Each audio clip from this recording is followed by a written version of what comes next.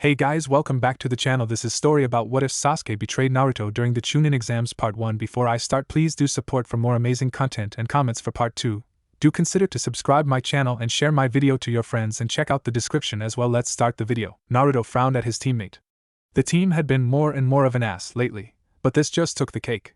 It had happened about 10 minutes ago. Sasuke was always being pursued by Naruto's crush, Sakura, and normally he paid it no mind. But this time, it seemed, the stoic Uchiha had snapped. He slapped Sakura across the face, sending her to the ground. Naruto had prepared a large knuckle sandwich, and was about to feed it to the duck ass, but Sakura stopped him. Even with a large red mark on her cheek, and tears welling up in her eyes, she still said, "Naruto, stop, he's right. I got too far in his face. His ninja instincts kicked in and pushed me away. Leave it alone." Sasuke had smirked then. Not his usual arrogant smirk, although this one did still somehow contain his massive ego. No, this smile was Naruto could only describe it as evil, corrupted, insane. Like the Uchiha really had snapped. Naruto didn't have much more time to contemplate this, as the last teams had just received their scrolls for the second stage of the Chunin exams. The hot trenchcoat girl announced them to approach a gate, and they did so. Gate 7. Kakashi-sensei would be so proud at our ability to be cliché. The gates had opened, and now, 10 minutes later, Naruto was watching Sakura and Sasuke prepare a plan for the test. Sakura acted as though nothing was wrong, like everything was the same. Naruto couldn't think about anything else besides just how far off his rocker Sasuke seemed to be, now. Even his normal face looked crazy, like a man whose plans were just starting to take effect. The blonde made an excuse to go to the bathroom just to get away from him. He really didn't like leaving Sakura alone with the guy, but he needed to come up with a plan of his own. Sasuke's going to get us all killed or worse, I just know it. I'll need a backup plan when his fails. Naruto stood behind a fairly nearby tree and emptied himself. Hey, as long as I'm here, I might as well. Zipping his pants back up, he stopped as he heard movement coming from where his team was. Rushing back, he knew it was probably nothing, but something in his gut was telling him that they were in trouble. And so he left his pissed spot, completely missing the ticked-off-looking giant snake that had just lost its prey. Returning to the clearing, he saw it empty. A swath of minor destruction was cut through the forest, though, so he followed that. After several minutes, he reached another clearing. He saw Sakura hiding behind Sasuke while he conversed with the genin team from the Sound Village. The girl was leaning back against the tree, waiting for her teammates to finish up, apparently. Naruto watched from the side as Sasuke spoke. "So, you guys are here to help us pass?" The guy with bandages around his face answered. "Well, really only you. But if you request, we will pass the other two as well. Just come with us, and we can take you to our master. He can give you power beyond your wildest dreams." Naruto jumped out from the bushes and pointed defiantly at the Oto ninja. "Yeah, right. Like we would trust you guys." He lowered his arm and stood in front of Sasuke. "Besides, we can pass this on our own, right Gu?" All was quiet as Naruto stood there, wide-eyed, a kunai sticking out of his left shoulder blade. Sasuke removed his hand from the hilt and pushed the blonde forward, letting him fall to the ground. Sakura screamed and ran over to him, nervously checking the wound. The pinkette glared at her crush. "Sasuke Yuen, what are you thinking? I know he can be kind of annoying at times, but that doesn't mean you should kill him," the Uchiha scoffed. "If he can't survive from a single knife wound, he doesn't deserve to be alive. Anyway." Sakura's face grew into that of horror. But you pierced his heart from behind. You might have even punctured his lung too. Anyone would die from that." She got up from her knees and pushed her face into Sasuke's. "Sasuke-kun, you have gone way too far this time." For the second time that day, the Uchiha smacked the Haruno girl to the ground. "Kami, you are just so very annoying. You're worse than Naruto." He turned to the Oto team. "One of you can take me to this master of yours. Whoever wants can entertain this slut." The girl, Kin, walked up and nodded. "Well, then I suppose I'll be the one to take you to Orochimaru-sama. Zaku, Dosu, you two can stay here and play." The two nodded, and Zaku grinned lecherously as Kin and Sasuke left. They approached Sakura, who was crying by this point, and started pulling her hair, fondling her body, and ripping her clothes. It took longer than they thought it would. She was feisty when backed into a corner. Meanwhile, Naruto could feel himself slipping away. His heart wasn't even beating anymore, but he was still conscious. He could hear Sakura's screams of terror as she was undressed and beaten. But that wouldn't last long. He could feel a tugging on his mind, as though the Shinigami were trying to take him. No, that's not right. The tug was coming from his own body. The seal on his stomach, to be exact. Eventually, he felt his strength give out, and his mind drifted away from the outside world. The blonde Jinchuriki opened his eyes to a 5-story iron cage. There was a slip of paper with the kanji for seal on the bars, and engraved in the floor was the kanji for willpower. Behind the bars was the largest animal he had ever seen. Too big for even the massive cage, there was a 9-tailed red-orange fox laying on the floor, head resting on its paws, eyes open and staring at him. It spoke in a male, demonic voice. You know who I am. I am the Kyubi no Kitsune, strongest of the living tailed beasts. I am a demon by blood and reputation. And you, Kit, are dying. Naruto nodded. What's it to you? I die, and you get set free. So why did you call me here? You did call me, right? Naruto added, dropping his cool demeanor. The fox chuckled, a deep, dark sound that not many would hear and still have clean undies. You have been misinformed, Kit. This seal prevents me from taking physical form at the death of my container. It will bleed me dry to try and keep you alive, which is the reason you are not dead yet. I will die before you do, as it takes my chakra and uses it to heal you. However, it cannot. Somehow that Uchiha managed to strike you with the tip of the blade piercing a chakra point. A lucky shot if I ever saw one. The chakra conductive metal is messing with your coils, preventing the healing from reaching your wound. If he had hit a chakra point anywhere else on the body, besides maybe your head, you would live, easily. But your heart cannot pump scab makers to itself. The cells in that organ rarely, if ever, divide on their own, and so you will die. But there is an option. Naruto looked up at the fox hopefully. Well? What is it? My power has more potential than what this seal uses it for. If I were to feed my chakra into you directly, without the seal filtering it, I could save you. All you have to do is let me out. Release the seal. It's based entirely on your willpower, so really the only thing stopping you is you. Naruto considered this for a while. He had to save Sakura if he could, and the fox seemed sincere enough. Stepping forward, he was about to jump up to the seal paper when he saw something behind the Kyubi. A door. A black door, with a rich golden glow coming out from beneath it. Kyubi turned his head to look where Naruto was gazing, and his eyes widened. Kit, be warned, I do not know what is behind that door. It was trapped in here with me when I was sealed away. It may be even more dangerous. I sense power almost as great as myself from it, and that alone should scare you. Take my offer, it will save you.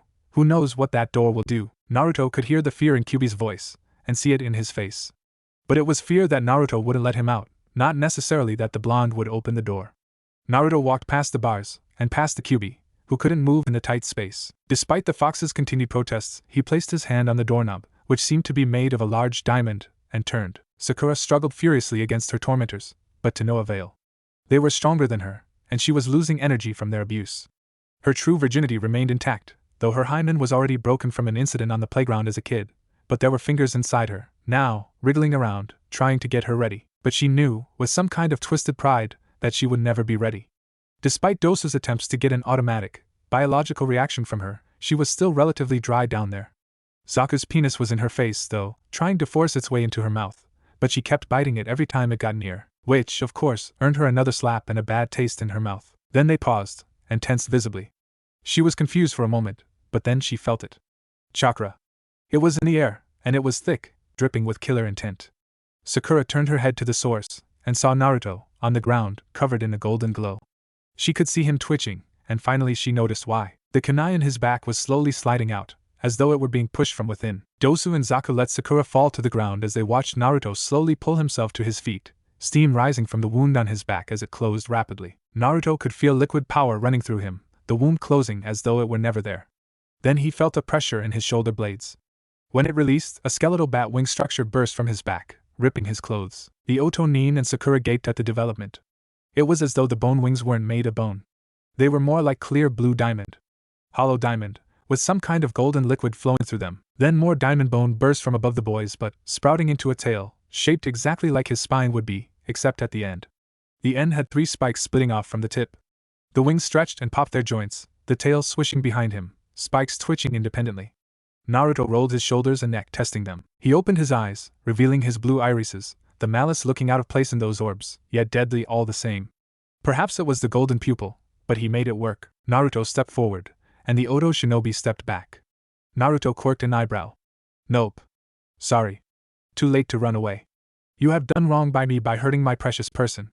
Now you must be punished. Sakura's eye grew wide as Naruto thrust his wings at her tormentors, piercing them through the stomach. Their bodies convulsed for a moment, then slumped over. Naruto withdrew his wings and let them fall to the ground.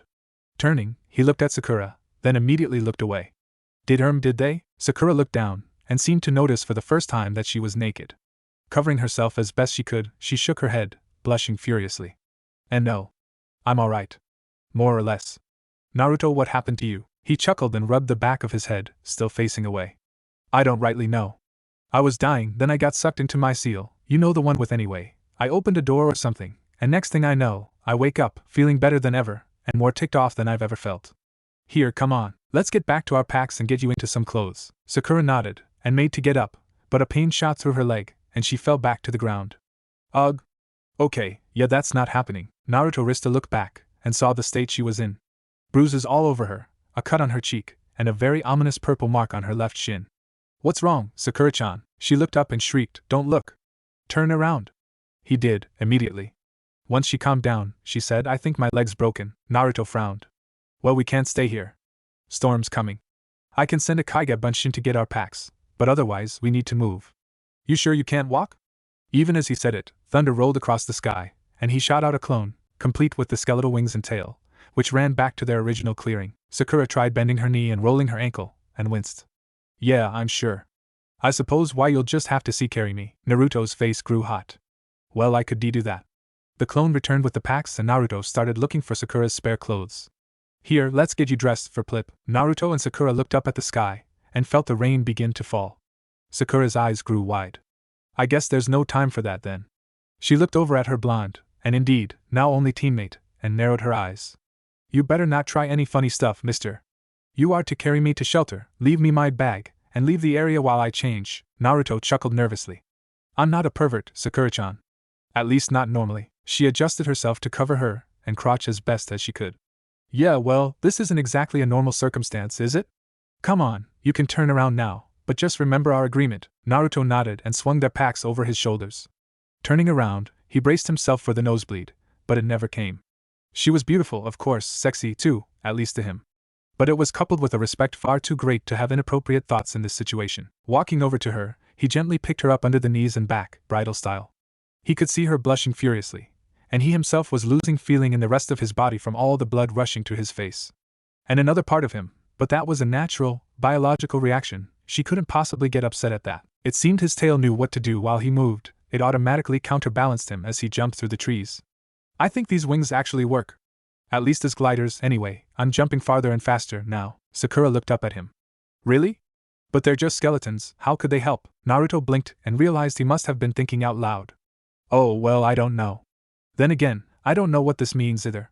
All I know is that I'm gonna be practicing these while you're changing. Hey, I think I see some shelter. Sure enough, not a minute later and Naruto landed in front of a shallow cave, just big enough for 4 people comfortably. Sakura squinted against the rain and wind. Good thing, too, this storm is picking up. Naruto hopped inside and pulled a seerless clone, something he had worked on during his C-rank turned A-rank mission in Wave. The clone pulled a blanket out of their packs, which Naruto placed Sakura on. Removing the packs from his shoulders, he put them next to the girl, and turned around. Now, I'm going to be right outside. Call me in when you're done, got it? Okay. I promise I'll hurry, so you can get out of the rain. Naruto gave her a thumbs up over his shoulder. I'll be fine. You just be careful. When you're done, I'll splint that leg. And he left, back out into the wind and the rain just outside the cave. Sakura grabbed her pack and looked into it. She hadn't really known what they were going to be doing for this test when she packed, so she had tried to cover her bases. Unfortunately, with everything she had put in there was only room for 1 extra pair of clothes, and it wasn't even her normal outfit. Pulling on her underwear, she started wrapping her with the medical tape like every kunoichi is taught when bras are unavailable. They weren't big by any means, but it still bothered her when there was nothing to hold them. The next bit was a problem, though. The black shorts, which were different in that they had a light red stripe down each side, were skin-tight. And her leg was broken. She managed, though, with some pain, and got them up onto her hips. Let's see, what else did I put in here? A metal mesh V-neck shirt, apparently. She pulled that on, and dug a little more. Aha! Oh crap. Sakura held up a red zipper shirt with her family's white circle on the back, similar to the top part of the dress she normally wore. Unfortunately, this one was from when she was just a little younger. Must have grabbed it by mistake. Pulling it on, she found it still fit, mostly, though the zipper didn't go all the way up. Thankfully, the V-neck of the mesh shirt hid it from view. She may be wearing a shirt a couple sizes too small, but she didn't need to look like that ankle woman. She noticed that about 2 inches of her midriff was exposed too, but it would do for now. She hadn't packed a skirt, thinking she had thrown her battle dress in there instead of this old shirt, so her skin-tight shorts were all that was there. All in all, she looked alright, and the exposed skin wasn't slutty, so she called it a win. Naruto. I'm done, you can come in, now. Shin. Naruto left the cave to let the girl get dressed. Seeing a large pine tree 10 feet away, he took a stance. His legs were bent and spread, but his feet were slightly closer together than a horse stance. Arms were loosely held aloft, and his right side was leading, slightly. Then he struck. His right wing folded its fingers into the main branch, and stretched at the tree. They did that before, too. Are the skinny branches vulnerable? The wing struck the tree, but barely. It seemed 10 feet was the limit of each wing. Testing this, he held his right wing stretched, and struck with his left. It hit the tree too, again, only scratching the surface, though a little less than the right wing, due to his stance. He nodded. Yep, they're both 10 feet, even at the same time. Withdrawing his wings, he brought the right one in for examination. Touching it, he could feel with them. They felt like just another appendage, like his body had had them all its life. Touching the finger branches, he found that they were just as tough as the main arm, but the arrangement of the bones prevented striking movements with them spread. So it's automatic due to structure. Okay, I get that. Tail. Bringing it around to the front, he inspected the end. The 3 spikes coming off the tip seemed to be able to move independently, like 3 long, bony fingers, complete with joints. Naruto looked at the tree, and readied himself. Striking this time with his tail, he subconsciously knew to bring the tips of the fingers together, and make a point at the end. The tail struck the tree, and went all the way through it. He estimated the reach to be about 20 feet. Now that's cool. It's like it stretched. Bringing it back, he watched as it retracted to a mere 6 feet long, twitching behind him. Naruto thought for a moment. I wonder. He looked around and saw a small rock in the now mud. Reaching with his wing, he tried using the branches to pick it up, but no luck. They just weren't meant for it. Trying again with his tail, the 3 fingers lifted it from the ground easily. Alright, that's cool. Let's test how accurate I am. Aiming at a tree more than 50 feet away, he whipped his tail and flung the rock. It struck the trunk perfectly. He would have tried with a kunai, but he heard Sakura yell from inside the cave, Naruto. I'm done, you can come in, now. Walking inside and shaking water out of his hair, he looked at Sakura on the blanket. Wow, you look great. Why don't you ever wear that, huh? Sakura raised an eyebrow at him. Because this is an old shirt that, by all rights, barely fits me. Naruto chuckled. Well, it sure looks like it fits. From where I'm standing, it doesn't look constricting or anything. Well, no, it's not, but, Naruto grinned. Then what does it matter? Now drop it, and let me splint that leg, he said before leaving once more to find a few sticks for the splint, cursing himself for not doing so earlier. Sakura looked down at herself, and tried to imagine a mirror. I guess it does look pretty good. And it is comfortable. She looked up as Naruto returned, once more shaking his hair dry. Although, you could do with a haircut. It just doesn't match the outfit, he said, as he pulled a length of rope and some medical tape out of his bag. Sakura contemplated this while he wrapped her leg. He was very gentle, but firm where it counted. Kind of like his personality.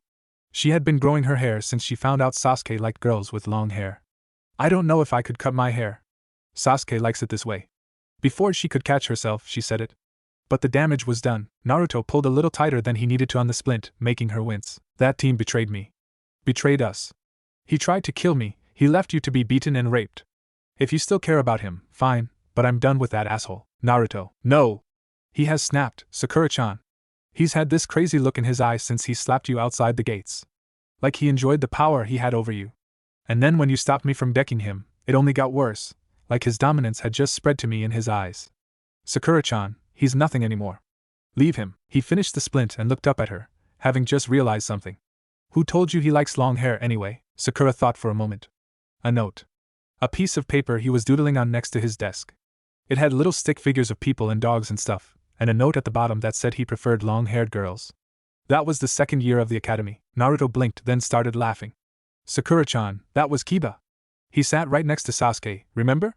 Didn't the dogs tip you off? Sakura reddened at the thought. The dogs should have made it obvious, that's true. So he doesn't like long-haired girls? Naruto's face grew dismissive. He probably doesn't even like girls at all, Sakura-chan. She knew she should hit him for that, but instead she giggled. Normally she would have hit him, but somehow, Sasuke had lost a lot of luster in her eyes. Somehow nothing, he practically told those guys to rape me. Naruto smiled seeing her laugh. Pulling out some more blankets, he spread a few over Sakura. We should get some sleep since this storm is probably gonna last the night. I'll whip us up something simple, then we'll head out tomorrow. Sasuke took our scroll, so now we need to find both of them to pass. Sakura looked at him as he sifted through the packs for food.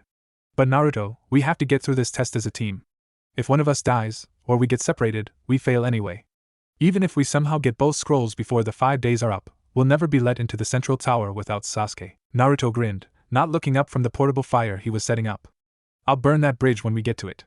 Sasuke abandoned us, so he shouldn't get in anyway. Plus I killed 2 of the sound genin back there, so that girl's team should fail, too. But somehow I get the feeling that both of them will pass this test. If they can do it, so can we. He finished the food he was preparing, and handed some to Sakura. Here. Eat, it'll be good for your leg. Sakura looked down at the rice and veggies. It wasn't gourmet, but she would never expect that on a mission, so why expect it here? Taking a bite, her eyes grew wide. Naruto, what is this? It's rice and veggies, I know, but I can taste pork. Wouldn't that spoil? Naruto laughed at his friend's amazement. Yeah, it would, at least until I figure out a way to stop it. That's the extract you taste?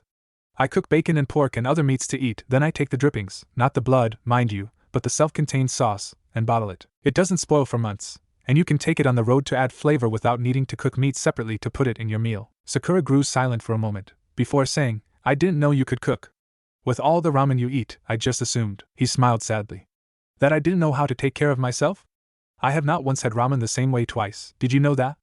I've been teaching myself to cook since I was 8, the Ikarakas have been helping since I was 10. I am constantly looking for ways to make square, nutritious, energizing, and filling meals while out on missions quickly and effectively. We have soldier pills for chakra, nutrient bars for the rest of the body, but there is still the debilitating effects of an empty stomach. If each team that goes into the field could be equipped with someone who could make what I'm trying to invent, and still able to fight at team capacity, there would be a lot less mission fails and Kias. Same goes for medic needs. If there was a combat proficient medic on every team, the failure and death rates would lower too. He took a few bites of his food before speaking again. You know, our Yondaime Hokage tried to push the medic bit through during his command. He never got it past the council, though. Sakura quirked her head, intrigued. Why not? That sounds like a great idea. Apparently the mindset was that medics were trained to heal, not to fight, and so they would only get hurt on the battlefield. And who would heal the healers? But that's just it, isn't it? You can train them to fight, and to heal. They just didn't get that. Is that what you're going to do?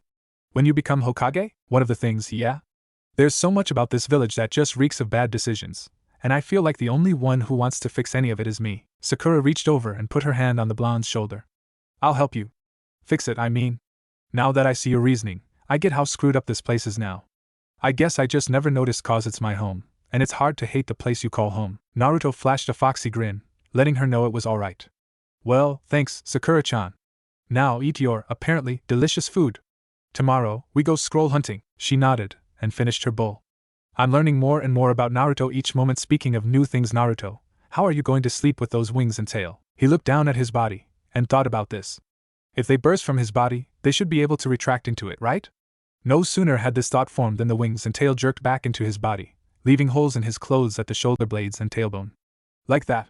Ah, crap, now I gotta change too. That's going to be a problem. She giggled as he spun around, trying to better see the damage, and inadvertently exposing part of his butt to her. She didn't really mind. Somehow, being carried stark naked through the rain has lessened her embarrassment around him. Go figure. I'll help you figure something out tomorrow. I know a little about sewing. Naruto plopped down on his blankets, face red from shaking his butt around in front of her. Thanks, Sakura-chan. I know I sound like a broken record, but let's get some sleep.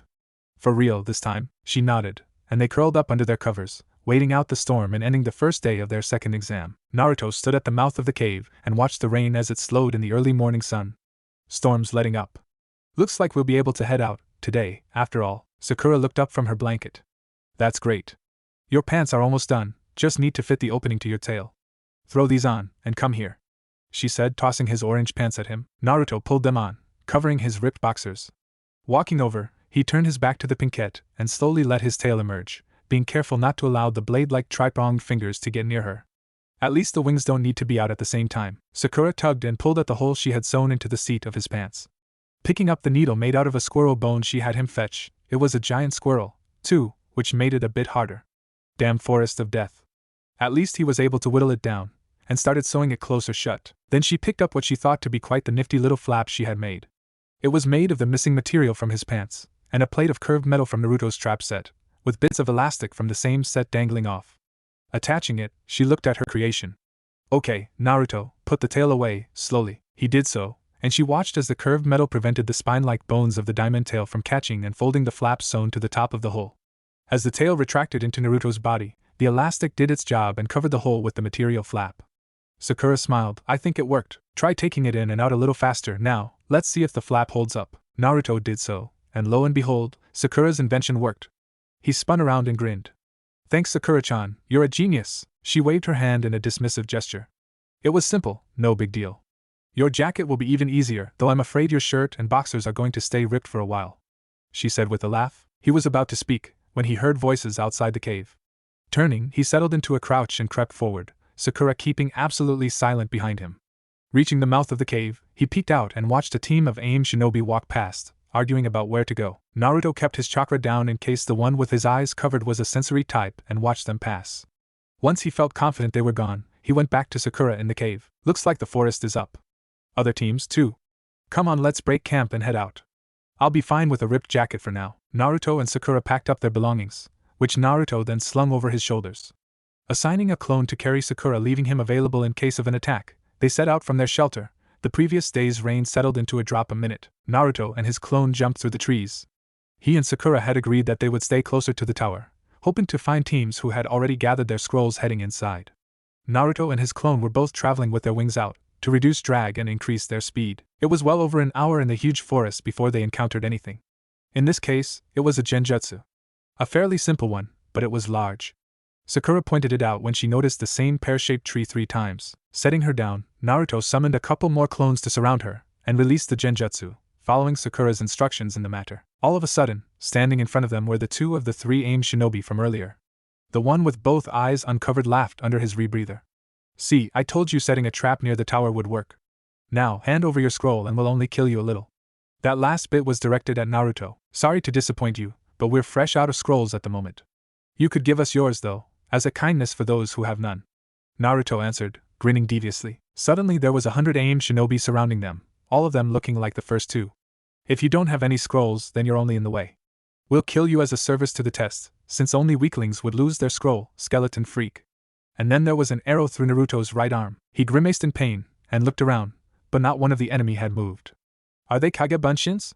I can't see any reason why they could create this many as easily as I could, so they must be illusions. Ha! A single arrow is nothing. Let's bring out my own army, shall we? Kage Bunshin no Jutsu. The clearing filled with smoke that quickly disappeared.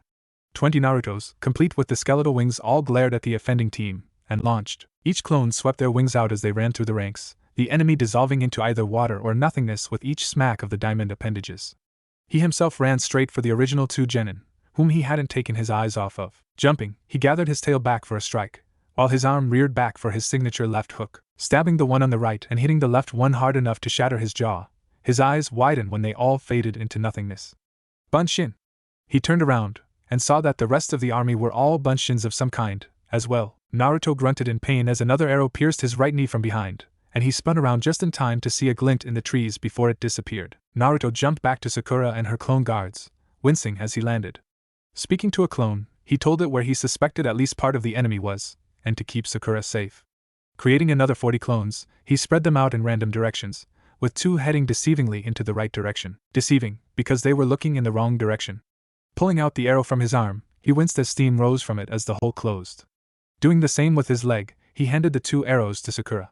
Hold on to these, I've got an idea for later maybe. She nodded, entirely confused, but impressed that Naruto was taking charge so easily. He turned around and counted to 3. Then he ran at the point where he last saw the glint of metal, his wings increasing his speed. Jumping through the trees, he pounced on the first thing he saw, which was an AIM ninja with one eye covered holding a crossbow. The boy tried to run, but Naruto's 2 other clones closed him off on all sides. Naruto let his tail emerge and grabbed the genin by the torso with it. Holding him up, Naruto searched his pockets and pouches. No scroll. Must be with the other 2. Taking the kid's quiver of arrows, he knocked him out against the tree and left him there. Turning around, Naruto jumped back into the clearing. A moment later, the other 2 AIM shinobi popped out of the trees, chased by a single Naruto clone. One of them turned around and flew through some hand signs, shouting, Sitten, Mizu Emochi no Jutsu. Water release, water blast jutsu. Water gathered from the freshly rained on ground and shot at the clone, destroying it. But Naruto was already there, and grabbed the guy with his tail and spun, throwing him into his comrade. The 2 bowled over each other, landing in a heap. Before they could react, clones surrounded them, grabbing limbs and holding sharp wings at their necks. Naruto walked up and searched them while they screamed and shouted at him to let them go. Yeah, calm down.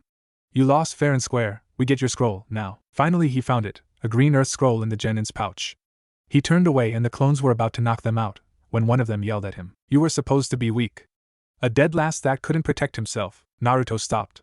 His free hand clenched into a fist at his side. Too calmly to be calm, he said, I was never a dead last. Sabotage and misdirection destroys the meaning of any learning. You can't judge me, because no one has seen what I can do. Not even me. At that, his tail whipped out and stabbed the AIM shinobi through the chest, but missing his heart, leaving him alive long enough to hear the next thing Naruto said. But I'm starting to get an idea. Sakura looked up at her teammate from her position in the clone's arms.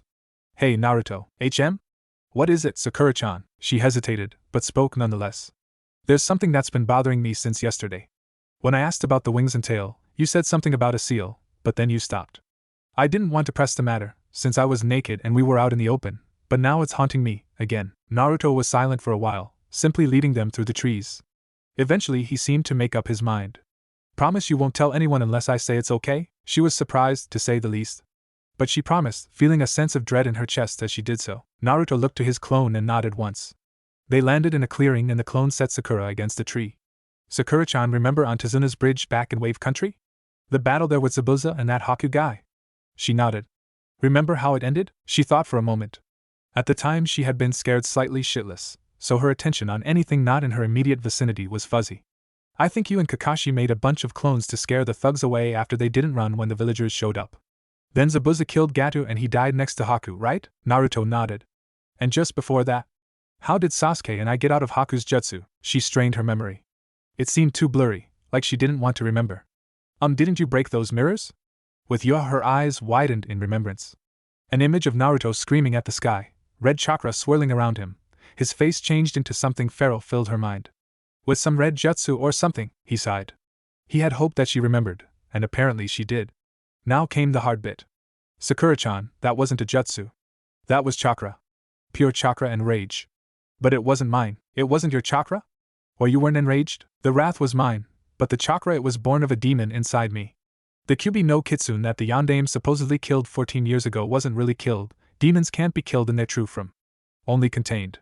He continued the story, relaying almost the exact same words that the Sandaime had told him the day he got back. The Yondaime took me, the only child born that day, and sealed the Kyuubi. He needed a newborn whose chakra coils weren't developed yet, so the Kyuubi's energy wouldn't rip them apart from the inside.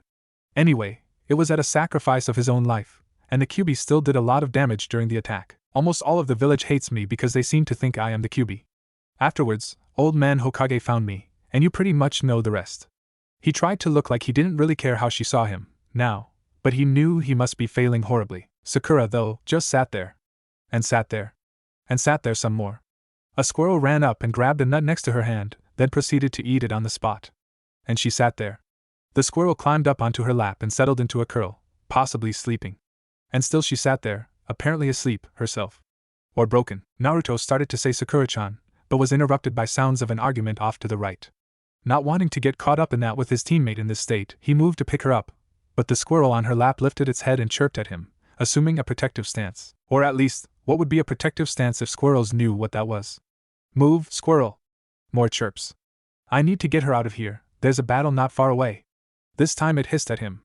Okay, fine. You protect her, then, I'll go see what's going on. He turns to leave, then stops. I was just arguing with a squirrel, and then put said squirrel in charge of Sakura-chan.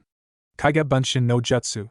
5 Naruto clones popped out and took up position around the pinkette, doing what was probably a much better job of protecting her than the squirrel. Naruto crept along the bushes, watching a team from Naruto couldn't see their headband from this angle, but the leader seemed to have 3 umbrellas? Yeah, 3 umbrellas on his back. Naruto watched as that cat costume guy with the purple makeup from Suna was trying to dissuade the unknown genin from fighting. The tall blonde in his team was next to him, and the creepy redhead was there, as well, standing in the back, seemingly bored. Naruto couldn't hear much, but apparently the redhead got upset at something, cause he stepped forward. Then the guy with the umbrellas threw them into the air, and they rained down Sanban on the Suna shinobi. But the redhead was surrounded by sand, catching the Sanban and protecting him. Naruto shivers as the sand user gets an inhuman gleam in his eye. Naruto knew that look well, he had seen it on enough drunk villagers. It was bloodlust, the desire to kill everything that had ever offended him. Suddenly the other guy was encased in sand, and the redhead brought his hand up, palm out. His teammates were incredibly worried, and as was the unknown team. Naruto heard the next bit loud and clear, as though it traveled into his mind more than his ears. The redhead said, "Mother wants your blood. Your death will prove my existence. Sand burial." Then the boy clenched his outstretched hand in a fist. And the sand crushed the genin, blood spraying with force from the cocoon. The boy glared at the dead genin's team, who dropped their scroll, a heaven scroll, Naruto noted, and ran away. The sand slithered its way into the redhead's gourd, and the guy with the makeup walked forward cautiously. "Gaara, what do you want to do with their scroll? It's the same as ours." Naruto knew he was probably an idiot, but something about this Gaara made him move. He retracted his wings and tail and walked out of the bushes, ignoring the slightly familiar sound of a gasp off to his left. You could give it to me.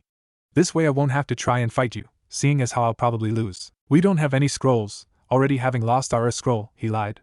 He hoped he could keep his face straight, as he was truly scared. There was a malice that boy emitted when he killed that brought bad thoughts to Naruto's head. Demonic thoughts, Gaara seemed to think for a moment, then started walking toward him. Naruto kept perfectly still, ready to strike with his hidden tail if need be. Gaara studied him for another moment, the second time that week, and then said, Mother sympathizes with you. I wish to see you in a less worn state. It will be interesting to see you fight. Then the heaven scroll was lifted on a fountain of sand and held for Naruto to take. He looked at it, then smiled and plucked the scroll off with no hesitation. All of a sudden, he felt a kinship with this boy. Gone was the malice and the bloodlust. It seemed his teammates felt it, too, for they were incredibly surprised. He bade goodbye to Gaara and his team, thanking him for the scroll. Heading back through the underbrush, he found Sakura had recovered, and was now in the lap of one of his clones, having her hair stroked and crying. The squirrel seemed to be gone. Cautiously, he moved forward, the other clones parting before him. Reaching the girl, he crouched down next to the clone holding her. It looked up at its creator and mouthed you. Naruto nodded and put his hand on her shoulder, gently whispering Sakura-chan. She turned around, her eyes puffy and her cheeks wet. Somehow realizing this was the real Naruto, she flung her arms around his neck and continued weeping, this time interrupted with unintelligible words and what he can only assume to be sentences. Naruto wrapped his arms around her, trying to decipher some of her mutterings while letting a calming aura envelope the girl. Why you I am so sorry, why I'm sorry, she tried to say, severely hampered by her sobbing. Sure, it's alright. Just tell me what's wrong, he said gently, petting her hair soothingly. It took a while, but she finally calmed down long enough to explain her plight. You had it so hard, I made it so hard for you. They all think you are a demon, they would have me think you are a demon. But the only one, sniff, you could ever be a demon to is your enemies. You are, sniff, the kindest person I know. You have such a… Naruto interrupted her before she could start crying again. Sakura-chan. There's no one here you need to convince. I know what I am, whatever I may look like, now, he added, twitching his wings for good measure. He looked down into her eyes and said, thank you, though. For understanding. She nodded and smiled. Then her cheeks turned a certain shade of red, and she seemed to hesitate on something for a moment. Looking up at him, he was utterly and completely surprised when she reached up and kissed him gently on the lips. The blonde boy holding her couldn't quite comprehend what was occurring, as he just sat there, dazed, when she pulled away. Sakura looked up at him with a cheeky smile on her face. Now don't you go getting any wrong ideas, Naruto. She pointed at him, poking him in the chest to emphasize her point. Just because Sasuke turned out to be a traitorous piece of trash doesn't mean I'm going to go running after you, now. That kiss was just a thank you for being there for me all my life, got it? Naruto grinned with his signature fox face. Got it. But that doesn't mean I'm not gonna try and get more from you, Sakura-chan. I wouldn't want it any other way, she thought, happy to have any kind of normalcy at this point, as he picked her up and told her of his encounter with the Suna team. So we've got both scrolls now? The blonde nodded. Yup. But we should find another place to lie in until morning. Even I get tired sometimes, and I didn't get any sleep last night. Her eyes widened in shock. Naruto. You should have said something, we could have rested longer. He shook his head and started moving, this time neglecting to leave his own hands free, carrying her himself. He noted that the other clones had dispersed themselves at the kiss, and made a mental note of how he suddenly knew how his ripped jacket looked on him from behind. No, it was only proper that I stay up and take watch. This forest is deadly, and it probably only gets worse at night. That giant squirrel was no pushover. She giggled slightly at him, remembering his tale of how he had bravely slain the 15-foot rodent to get her a needle. She had to admit, even with the obvious bits of exaggeration, it sounded like quite the display. Right, you're right. Let's find some place to sleep. It's not like we're falling behind. We'll still have 3 days to get to the center tower. Naruto nodded. It was true, they were making great time. Moving through the trees, he heeded Sakura's advice to stay close to the river when possible, as there was likely to be more opportunities for shelter. Soon, they found a small overhang, partially obscured from view by some overhanging roots. Once under cover, they realized just how small the overhang was, though. Barely big enough for one person, it would in no way hold them both and their bags. But night had fallen, and Sakura could hear things rustling more than before. Look, we'll have to just squeeze in there. I don't want to risk traveling at night if we can help it. Naruto nodded, and shouldered through the curtain of roots, sprinkling them with dirt as he did so. Ack. Sorry, he mumbled, setting her down in the small enclosure. Reaching into his pack, he pulled out a camouflage sheet, one he had used many times to escape pursuers after pranks. Feeling around in his weapons pouch, he sighed as he realized he didn't have any saman. Not really wanting to put a whole kunai through the sheet just to pin it up for extra protection from enemy eyes, he looked around him for something else. Sakura had twisted around onto her hands and knees, trying to at least make a sort of pillow to support them, as the tight space would be quite uncomfortable otherwise. Suddenly, she felt something her butt, and she squeaked, whirling around with a red face. Naruto! What are you doing? He recoiled slightly, and muttered out, I just wanted to know if you had any saman. Almost instantly, she calmed down. It wasn't right for her to react so violently. It has never been like him to just grope somebody, so perhaps she should have realized it was a tap, not a grab. Oh. Right, here, sorry, she said, fishing around in her weapon's pouch and handed him a couple of the thin metal rods. Thanks. Turning around, he pinned the cover up behind to the roots, effectively curtain, hiding them from view. Crouching down, he looked at her nervously for a moment before saying, So, how are we doing this? Sakura finished arranging her pack as a pillow and moved out of the way. With a slight tint to her face, she said, Lay down on your back. Doing as he was told, he watched curiously as she shifted around and laid partially on top of him, basically hugging her body to his right side. He stiffened when, a few minutes later, she wiggled around, trying to get comfortable. Sakura couldn't quite believe that she had even considered this. Well, she wouldn't have, had this been 2 days ago. But now he was her only teammate, her only source of strength from which to pull. Of course, he had always been that, of his own violation, but this was different. She was sleeping with the guy. Well, okay, not really sleeping with him, but she was on him. What would SAS? I don't even want to think about that guy, she said to herself. He's an asshole, and a prick, and a traitor. Who cares what he would think? Not me. I didn't care what he would have thought when I kissed Naruto, and I certainly don't care now.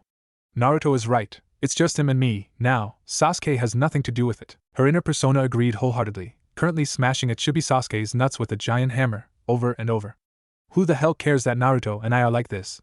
We'll be up and at the tower in no time. It's not like this'll be a reoccurring thing, but was it? Some part of her felt comfortable with another body against her. No, she corrected herself, Naruto's body against her. He was warm, and she just fit his side so well, it was hard not to feel relaxed and safe. That was it, wasn't it? Naruto made her feel safe. He always had. But that didn't mean she was falling for him, no. She couldn't be, right? Right. Inner Sakura was silent, for once, though she was hiding a Naruto doll behind her back. Traitor, Sakura said to her, before forcibly leaving the conversation that was sure to drive her insane. Wriggling around for a nice little nook to fit her body into against the boy next to her, she felt him stiffen his whole body. This okay? She asked, hiding her nervousness. Naruto relaxed when she stopped moving, and nodded. Why yeah. All was silent for a moment as they each tried to slow their heart rate. Sakura spoke first, so, I was thinking, what are we going to tell Kakashi-sensei? And will we be able to continue to the next stage? Assuming we live that long, she added, silently. Naruto didn't respond immediately. It was a confusing situation. Technically, they shouldn't be allowed to pass this exam, since it was stated that the whole team must survive. Then again, the whole team did survive. As far as they knew, Sasuke was still out there, somewhere, with that sound girl. He betrayed them, and tried to get one of them killed, but officially, they were still a team. Voicing this, he felt as Sakura's head nod in agreement. Yeah, but if he doesn't reach the tower with us, will all three of us fail? That's what I'm worried about, that if we get there before him, we won't qualify. Naruto smiled that she went straight to the assumption that they would reach the tower before the Uchiha. I wonder if she's realized what he is yet. We'll just have to play it calm when we get there and explain what happened. I'm sure if we tell the whole truth, somebody important will believe us. Honesty counts for a lot among comrades. Is that why you told me about the Kyuubi? Naruto's smile faded slightly, but stayed in place, looking more sad than cheerful. Yeah, partially. You asked, and so I told you. You can't tell anyone, though. It's a massive secret that only a handful of people know the whole story of. Most just have a perverted version, or bastardized view on it. Sakura nodded, completely understanding. I promise again, Naruto. I won't tell anyone your secret. She hugged him tighter to her at that, strengthening her statement. Naruto smiled warmly once again, and slithered his right arm under and around her, holding her just as tightly. Thanks, Sakura-chan. Besides, I felt like the more you know about me, the less of a reason you have not to trust me. And the more you trust me, the more I'll get to hug a beautiful girl, he finished, fishing for a positive response, trying to make her blush cutely, hoping to restore some of their old routine, and maybe checking on her position about Sasuke all at once. He got 3 out of 4, which wasn't too bad, in his opinion. She did blush, which was definitely cute.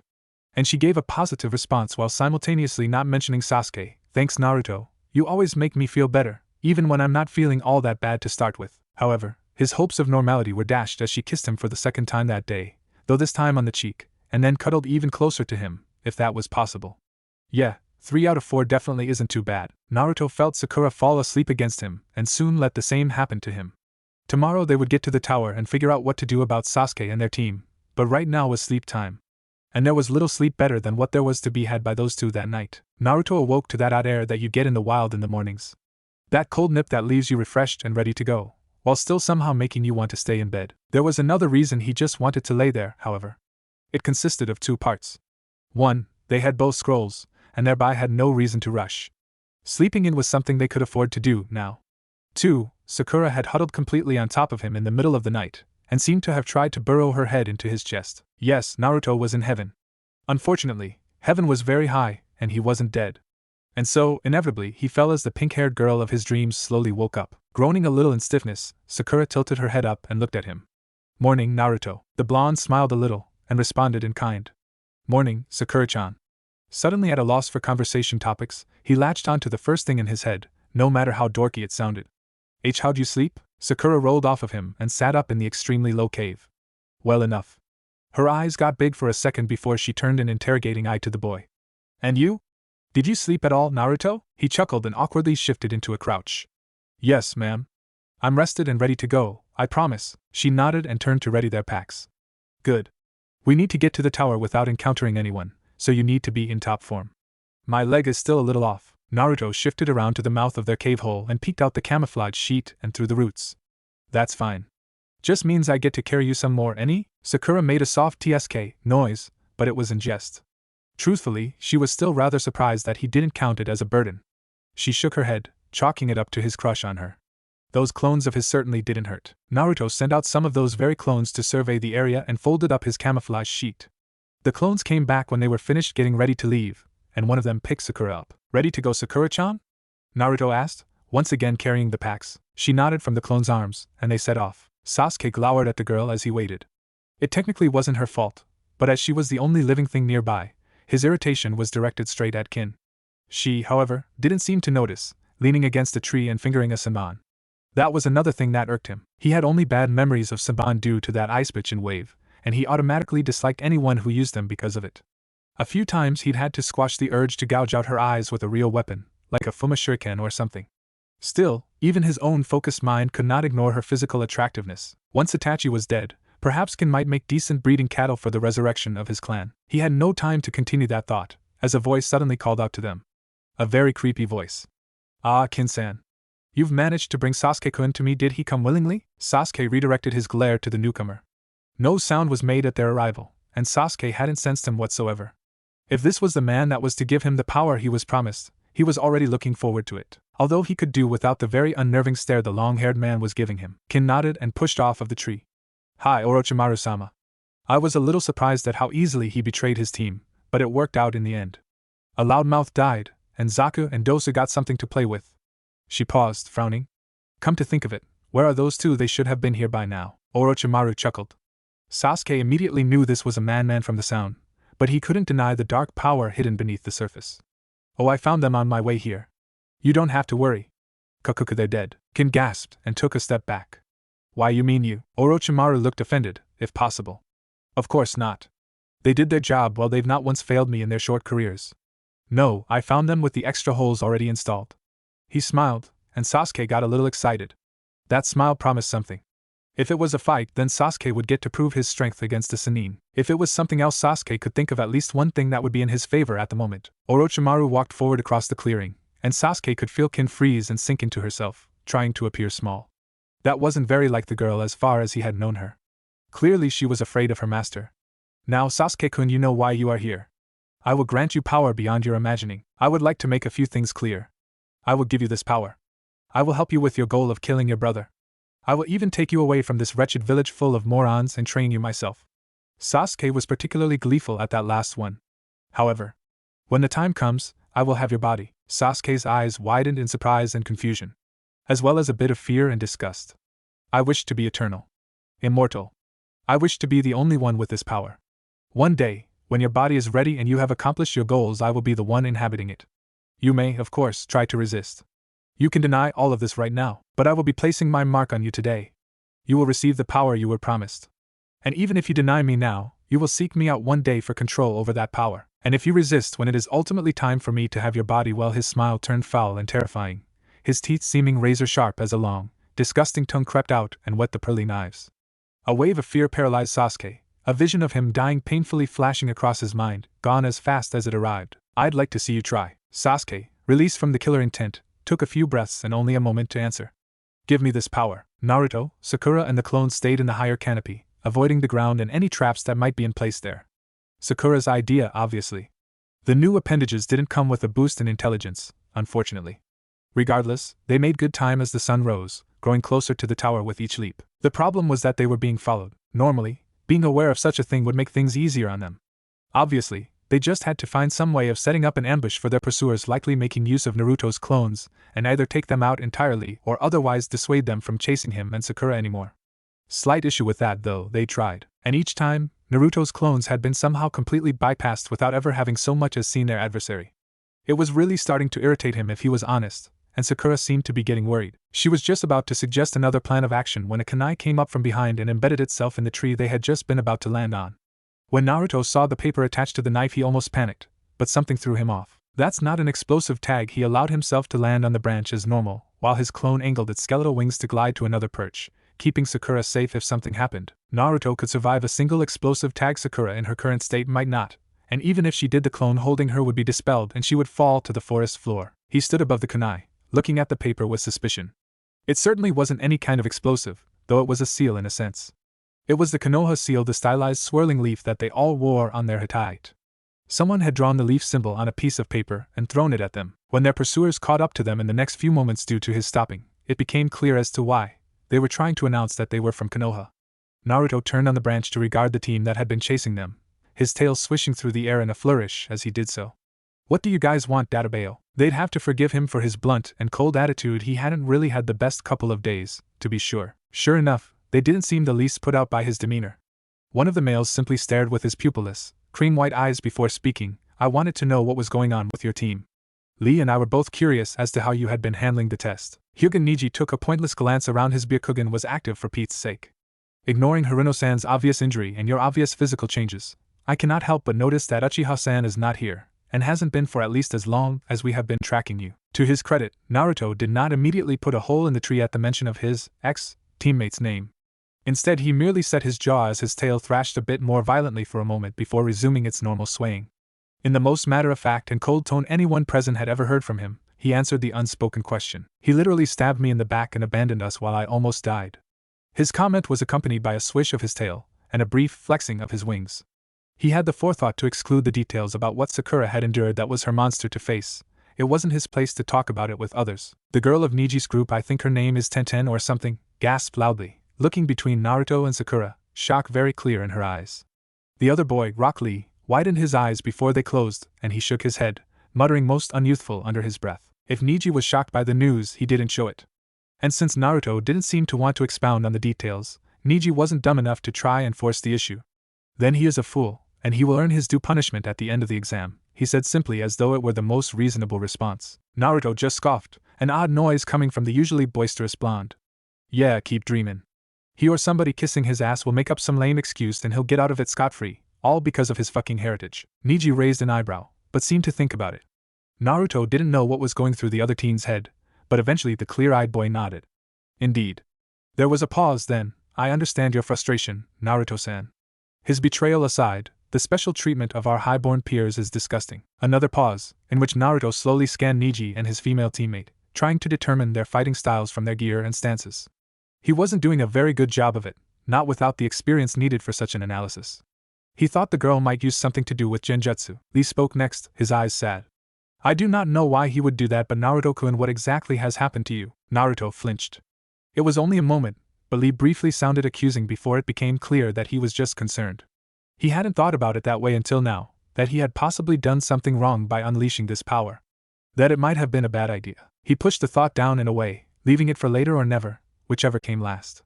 Instead, he hastened to answer, making up some pride as he went, puberty? Who knows, maybe I secretly come from some crazy clan. Nobody knows my parents, nobody even knows who I am or where I came from, Tabeo. For all I know, this is normal for an Uzumaki. He grinned at the end, allowing himself to believe it for a while. Lee started to mutter another question, but Niji cut him off. Unlikely, but as fair an assumption as anything else. Now that the not-so-pleasantries are out of the way, I am required to ask if you intend to fight us. Be warned that you will surely lose if you do. Naruto frowned and glared at him. Hey, you're the ones who are following us. We should be asking that to Bayo. And what the hell do you mean that we'll lose? The bun-haired girl, Naruto was sure her name was Tenten, interjected, seemingly trying to defuse a situation. And Niji was talking about your team disadvantage. You're down one and another is injured. She chuckled nervously for a moment. Even if you used those weird solid clones, you'd still be just one person, one style up against three. Niji spoke again before Naruto could respond. I was telling the truth earlier. We were curious to what was going on with your team in the state that it is. We have both of our scrolls, and I doubt you truly want to risk fighting us for them. Naruto clenched his fist at being told that he had little to no chance, but a glance at Sakura reminded him of their predicament, and he backed down. Besides, we already have both scrolls too, so I guess there's no reason to fight right now, but mark my words, if you throw a challenge like that at me again, I'll put your head in the ground, Databayo. Whether Niji knew what the challenge he had apparently issued was or not, he smirked anyway. I look forward to testing that, Naruto-san. And with nary a bow nor a wave, Team Guy leapt away back into the trees, cutting a wide berth and apparently taking a less direct route to the tower before Naruto lost sight of them. He took a mental 10 count before breathing out slowly, turning to look at Sakura again and smiling. See? I can be diplomatic. Sakura rolled her eyes a little and gave him a withering smile. Yes, Naruto, I can see you handled that brilliantly.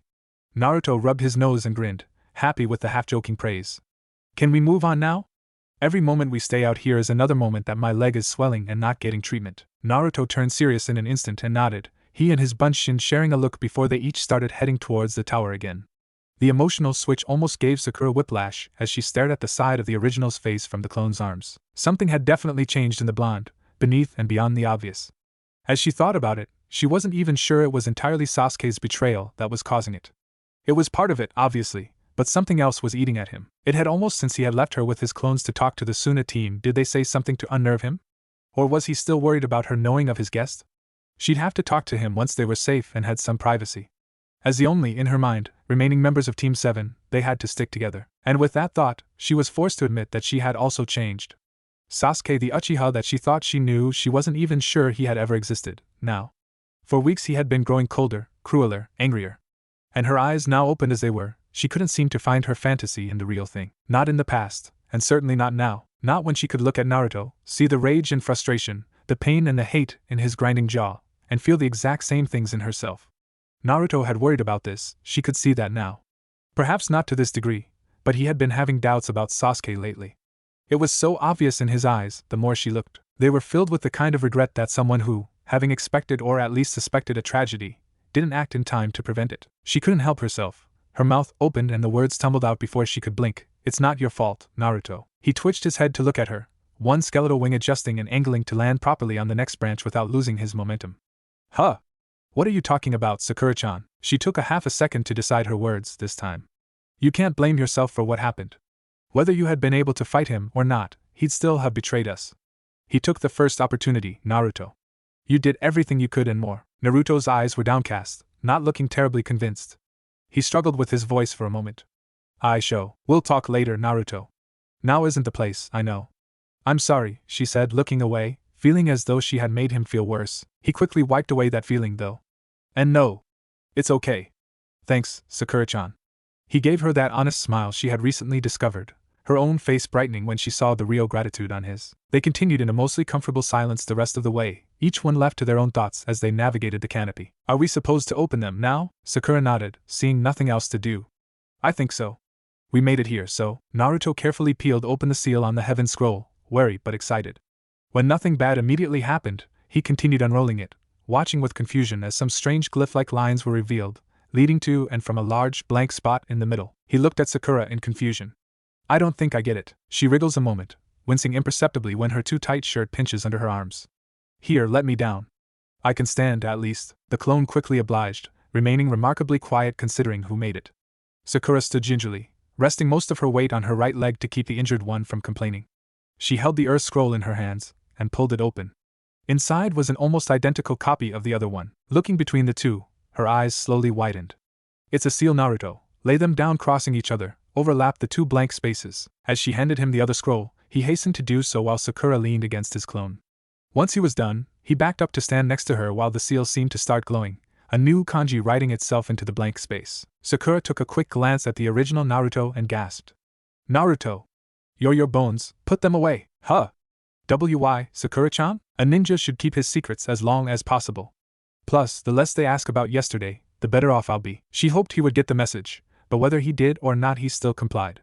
With an almost whispered rattling tinkle, the wings and tails of both Narutos retracted, vanishing from sight and receding into his body. Almost as soon as he did, the kanji finished filling itself in, briefly spelling out man before a column of smoke popped from the seal, dispersing to reveal Iruka-sensei. Oof. Hello to you too, Naruto. Sakura smiled when her teammate all but glomped their former teacher, but quickly cleared her throat to get Naruto's attention, giving him a soft but meaningful look. He understood and let go of Iruka, stepping back to stand next to her, his smile still present but muted. Iruka smiled at them, ignoring the presence of the Kagebunshin. Naruto, Sakura. Congratulations. I am so proud of you for making it here and retrieving those scrolls. Naruto frowned, anticipating the next few words and deciding it would be better to present the information first like Sakura had suggested on their way here. Iruka-sensei, there's something we need to tell you about Sasuke. Iruka stopped smiling immediately, as though it were a mask that had dropped. We know Naruto. We got the report in a little while ago. Repeat. Orochimaru is in the forest. Over. / I've got you now. You bastard, racing through the trees. She ignored the pain in her shoulder as she caught a brief sight of her prey traveling perpendicular to her. She angled slightly to cut them off, resulting in them all stopping, the opposing sides facing off. Mitarashi Anko kept her guard up as she took mental stock of the two genin her old master had with him, Tsuchi-kin and Uchiha Sasuke? So, that's your game, is it, Orochimaru? You're after the Sharingan then? Her first words since intercepting them, and she sounded amused. Orochimaru chuckled darkly. Ku Anko-chan Kin-chan, take Sasuke-kun to the Delta hideout. I'll follow along later. Iruka shook his head. I'm sorry, Naruto, Sakura. Nobody was able to catch or stop him. He's left the village, and branded himself a traitor. He prepared for the outburst, the argument, but it didn't come. Well, an outburst did. Good. Naruto and Sakura both shouted, fully united on this subject by now. Naruto took up the conversation when their previous teacher looked confused, his face set in a scowl. That bastard literally stabbed me in the back, and I would have died if not for, certain reasons. Iruka assumed exactly what Naruto wanted him to and nodded, not requiring any further explanation. That didn't excuse his shock, though. He stabbed you? Sakura, her eyes already growing wet at the thought, shouted out now. And he left me to get Ra. She choked on the word, her body shivering for a moment before Naruto quickly threw his arm around her, hugging her sideways and rubbing her shoulder. Surprisingly to the males present, she just gently wiped her eyes on his shoulder and stayed there, not speaking anymore. Naruto turned back to glare at Iruka, daring him to question that one. Iruka, though, wasn't stupid. That was no act, not from either of them. Having taught them both for their entire academy years, he knew them fairly well. Then again, he thought he knew Sasuke too. Iruka straightened his back, every year of his career fueling and supporting his posture. I need to tell some higher-ups about this. Some questions also need to be asked and answered regarding your place in these exams, now? Seeing them crestfallen again, he smiled and relaxed a bit. Congratulations again on making it this far, and so quickly, even with such a damaged team. Whether you two end up qualifying for the third exam or not, what you've done here is still an accomplishment to be admired. If you go up these stairs, you'll enter the tower proper. There are rooms all over, feel free to take a couple of empty ones and rest up. A medic Nin will be around tonight to make sure you're not going to die before the test is over, but they aren't permitted to really heal you. He saw their grimaces and glanced down at Sakura's splinted and purpled leg.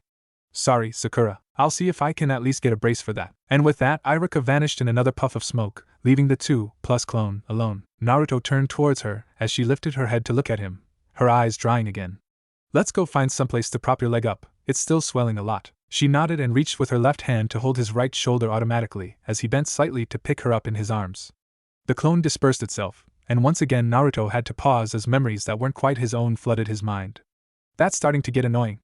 I may have to cut down on the Kagebunshin. Walking carefully up the stairs, he navigated through a hallway and a door, finding a sort of rest area with couches, tables, and a television monitor. He walked right past and through a doorway, finding yet more stairs to climb. Here he found a floor with halls and doors, presumably the rooms Iruka mentioned. Small blackboards were next to all the doors, pieces of chalk resting on them. As they walked, they passed quite a few with X's on them, and weren't sure what to make of those. A couple had a village symbol and a number, or other such name or identifier. One was from Sunagakure, and Naruto and Sakura wondered if it was Gaara's team. Eventually they found a few that seemed to be empty, and after a quick knock to check, Naruto took Sakura into one, the pinkette drawing the leaf symbol under a big number 7 on the board before Naruto closed and locked the door. Inside was a sparsely furnished room. A desk and chair and a double bed. The window had its curtains closed, but the light switch worked, turning on a wall light over the desk and filling the room adequately. Naruto carefully got Sakura onto the bed and finally slipped their packs from his shoulders, setting them down and getting some water out. After they had had a drink, Naruto dragged the chair over to the bed and sat down, sinking in relief. We made it. Sakura fiddled with the ties on her splint, the swelling having caused them to dig into her flesh painfully. Upon noticing, Naruto helped her untie it until she sighed on the relaxed pressure, the splint halves falling slack onto the bed. Naruto stared at the swelling, the bruise a blotted black and angry purple. How is it? She kept her eyes closed and shook her head, relaxing onto the pillow. It throbs and hurts when anything touches it. I haven't tried actually moving it in a while, but I'm scared to try. I'm afraid I'll black out if I try to walk. She opened her eyes and smiled a little at him. But I'm sure it'd be a lot worse without you. I wouldn't be here without you. I wouldn't still be a. Naruto looked away, his face dark. They were quiet for a moment, Sakura's attempted thanks dying on her tongue when the mood changed. Then, suddenly, her eyes snapped to him, and widened at his question. Am I a bad person for killing them? Sakura answered almost immediately, passionate about her answer. Absolutely not, Naruto. They tried to that sort of thing may happen in our line of work, but that doesn't make it right. You did what any other shinobi know, what any good man would have done if they could. She reached out and held his hand, smiling gratefully again. You're good, Naruto. You're a good man. Thank you. I don't think I can ever repay you for saving me. For letting me keep my choice. Naruto blushed at the attention. It was honestly more than he had ever gotten. Sure, Sakura-chan. Thanks. She squeezed his hand again, but he wasn't finished yet. But I was also thinking about that AIM team. Sakura immediately sobered, understanding. Rapists were one thing, but those guys were just another team, trying to pass. Still, she couldn't help but feel a bit jaded at the moment. And she was especially affected by Naruto's mood. He shouldn't ever be so grim, she thought. I don't think you had much choice. They probably would have caused problems for us later if you had let them go, and they were clearly trying to kill us. You have to remember, Naruto, they are the enemy. We're at peace, Sakura-chan. She shook her head, and slightly surprised herself with her next insight. No, we just aren't in open war. Ino was telling me once about something her dad told her, that the Chunin exams are a way for all the peaceful nations to vent frustration, flex their muscles, and show off. Our allies are more like people we mutually tolerate. We aren't at war, but we still want to assert and proclaim our power. It's at once a challenge and a warning. That's where the joint Chunin exams comes in. The villages that visit the host always send their best, to show off what the best of their lowest ranking shinobi can do. It's also because there are no field promotions. Naruto scrunched his face in confusion, so she explained. In wartime, a ninja would be promoted on merit, in the field. Without a war, there just aren't enough important missions to go around, at least not that we can trust a genin with.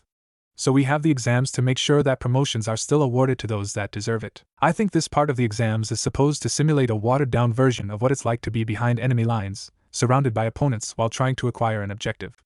Everyone is an enemy, out there. That's the point. Naruto stared at her and smiled.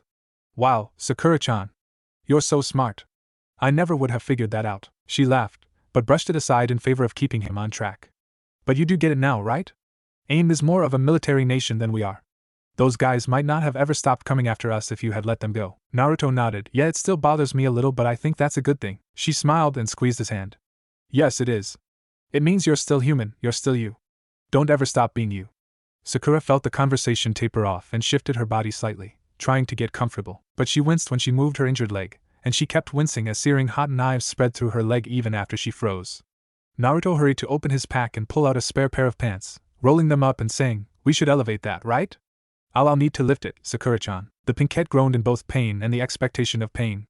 Just give me something to squeeze. He shifted from the chair to sitting on the bed to make it easier for him, inadvertently putting his leg in reach of Sakura. She quickly took advantage and grasped onto his knee, squeezing already in anticipation. He winced, but said nothing as he gingerly held her heel with one hand, slowly lifting it until he could slide the roll of pants under her ankle. The pressure on his knee increased dramatically, to the point where he knew it was bruised, but still he said nothing. It was, after all, nothing in comparison to dying. Once her leg was settled again, and he made sure it wouldn't roll to either side, her grip lessened immensely. He turned to look at her and saw her letting go of her pillow, having obviously turned to bite it and muffle her screams. He admired her strength. Sakura looked back up at him, panting but thankful. It stopped throbbing so hard, thank you, Naruto-san. She chuckled breathlessly. I seem to be thanking you a lot, lately. I really owe you. Naruto tried to smile, but his forehead was still creased, and he started fidgeting. He looked away from Sakura's eyes and down at his hands, deep in thought. Sakura's face twisted in worry. Had she made him upset? Or had she reminded him of what had been bothering him lately? She glanced at the door, and deemed it sealed enough. They likely wouldn't be overheard. Naruto. What's wrong? Something's been eating at you for a while, and I know it's more than just the Uchiha. Naruto was startled that she had noticed, and even more surprised by the way she addressed their former teammate. But, he supposed, she appeared to have been on the same page as him for a while now. He looked away again, clenching his fists and thinking through his words. Everything's changing, he paused, and she didn't interrupt. Sasuke's gone. He was always but now he's a traitor and he's gone. This new power I have. I don't know what it is, Tebeo. I don't know how it got into me, and I don't even know if there's more it can do. While she was still lost for words, he rushed on, trying to get it all out at once. And you've changed, too. You're being so much nicer. And quiet. You've been trusting me a lot, and taking me seriously. We've been talking, and you haven't hit me yet. I am not complaining. It's just different. I'm not really sure what to do anymore. Sakura was stunned, to say the least. She could see her silence making him more uncomfortable, so she quickly cleared her throat and tried to answer his implied question. Wow. I guess I have, huh? She thought about it, trying to understand this realization, herself. Well, she had been thinking some things recently. I've been feeling like I want to be closer to you. Like it's really important that we stick together, you know? He watched her as she fumbled through her thoughts, understanding what it was like. I mean, my parents were never really excited for me to be a kunoichi, and I guess I never took it seriously because of that. And now a big part of my reason to be one is gone, turned out to be a literal backstabbing bastard, so I had been wondering a bit why I should continue seeing you fight, though the way you protected me I wanted to do that. I want to protect people. To keep the kinds of things that happened to you, that almost happened to me, I want to prevent those things from happening to others. I want, she realized, a tone of surprise entering her voice, to teach you I want to teach people to protect themselves. She looked up at his sapphire eyes, her own emerald orbs wide and wet. And I want you and I to stay together. My parents don't support me. My best friend turned my other friends against me and became my rival. She silently reminded herself to talk to Ino before word got out about Sasuke. It would be easier to hear it from her. My crush betrayed us and left the village. I've only got you left, Naruto. She let go of his hand to reach up and dry her eyes, reining in her emotions. We've got to stick together. If you can promise you'll always be here for me, then I promise the same. Naruto was dumbstruck, honestly. He felt a pain in his chest from just how much pain she was in, but he was also feeling so elated, more than a teammate, more than a friend. She wanted to be his partner. And he was only too excited to agree. I promise, Sakura-chan. I give you my word. Do you know what my nindo is? She shook her head, already smiling broadly. I never go back on my word. That is my nindo, my ninja way. She giggled a little at his super serious face. That's a good nindo, Naruto. Okay. Then I won't either. I promise too, Naruto-kun. I give my word. Naruto grinned, and lifted his right arm to her, tilting it to the side so it crossed his chest. She smiled and did the same, their wrists colliding and locking together in their oath. A knock at the door made them jump slightly, but they relaxed when a voice called through asking if anyone needed medical attention. Naruto stood and called an affirmative, unlocking the door and letting the man in. Almost 20 minutes later, and he had left, apologizing again that he couldn't do more. Naruto closed and, as an afterthought, locked the door again. Sakura looked at the bandages, new plastic splint and compression brace wrapped around her left leg. Well, it's throbbing again. Doesn't really hurt though. Naruto came back over and sat on the chair, also observing the wrappings. At least it was only a fracture, right? She nodded, thankful for that.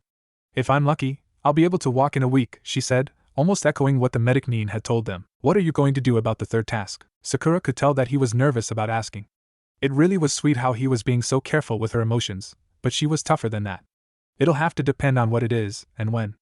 I might still be able to, or I might be well enough to participate by the time it happens. We still have 2 days before the second task is over, remember? Naruto nodded.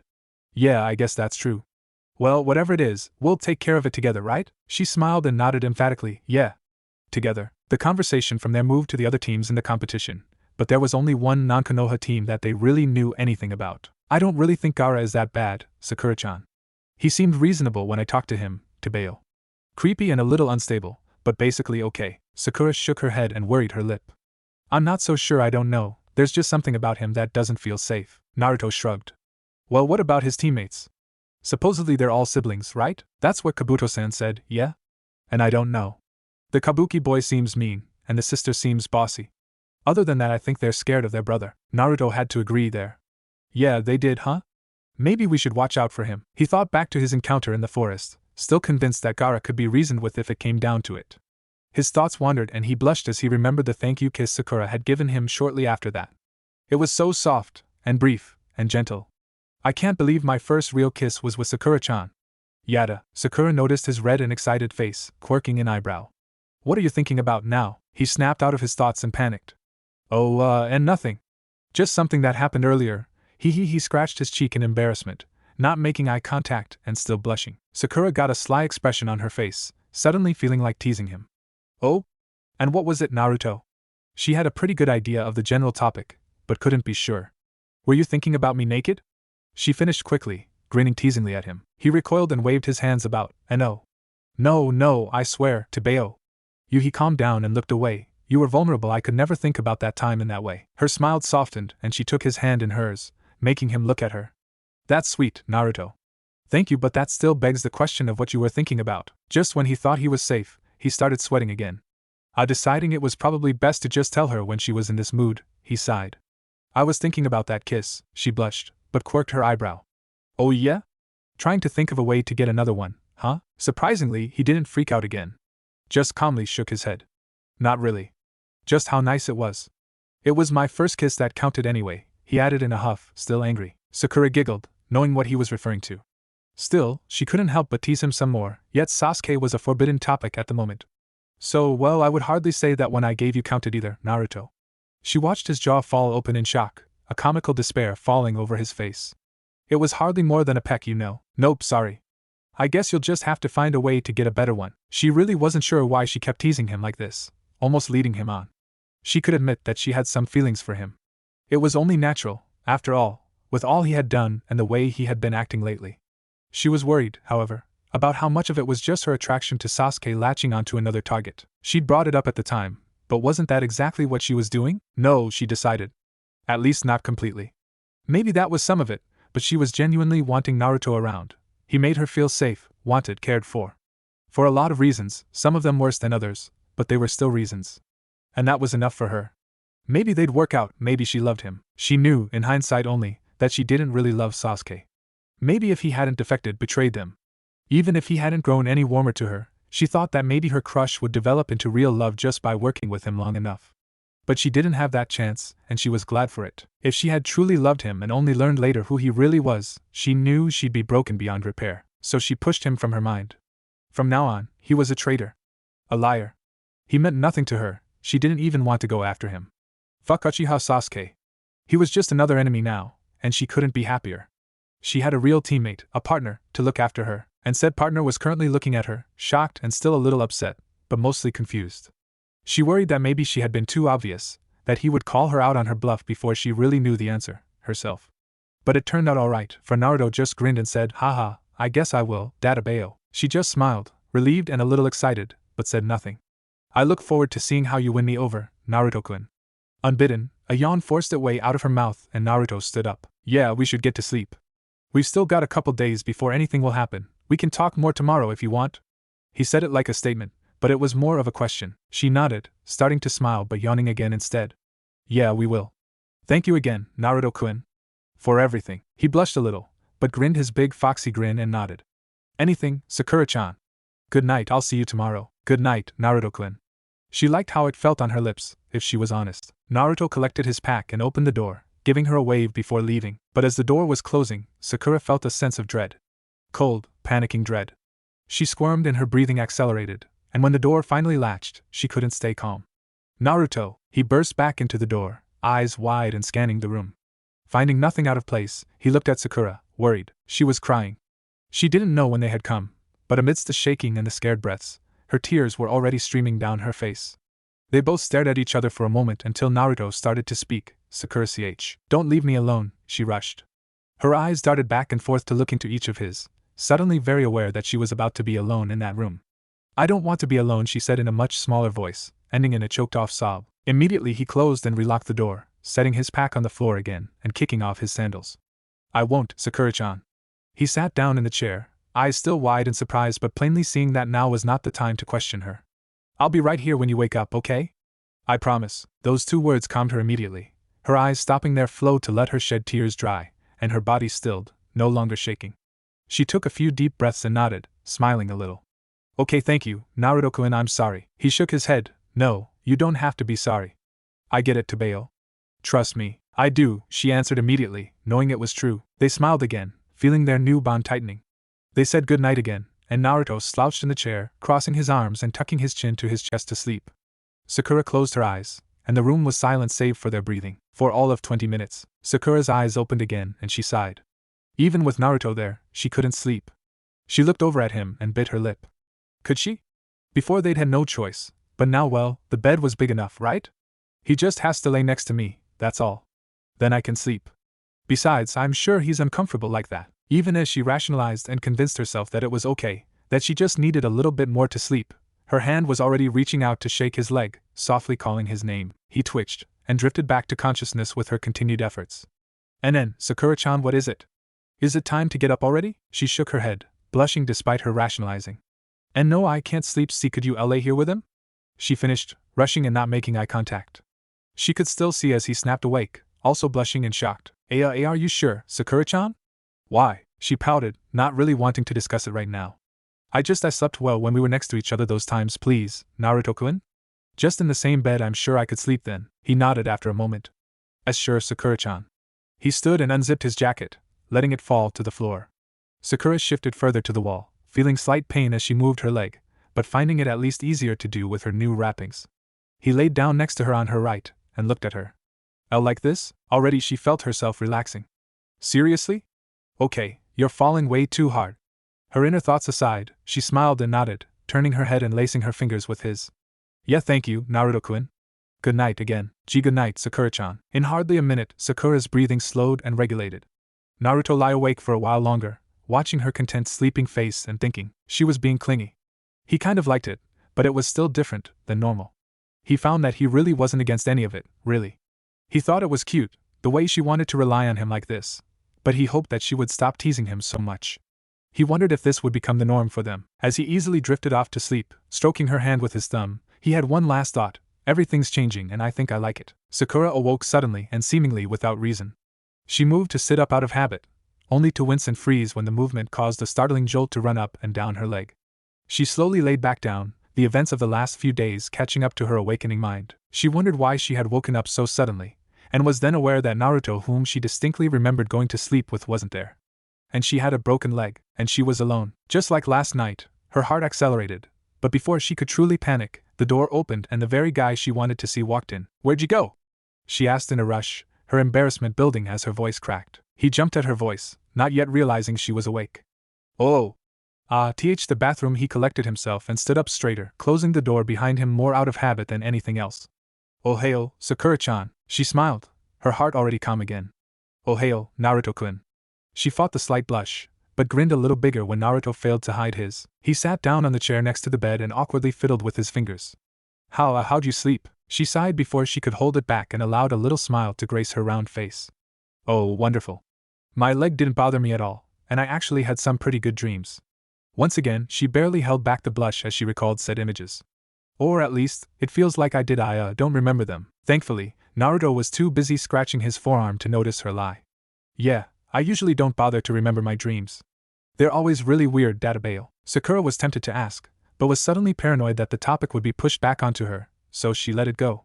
Stretching her upper body as she carefully sat up, a yawn bubbled up from her chest before she asked what they were supposed to do now. The blonde shrugged and wisely avoided getting caught watching her too tight spare clothes stretch across her chest and lift off of her stomach. Well, we're supposed to wait until the exam is fully over, right? And then they'll announce the next stage?" Sakura nodded, seeing his point. There really wasn't much to do at this stage.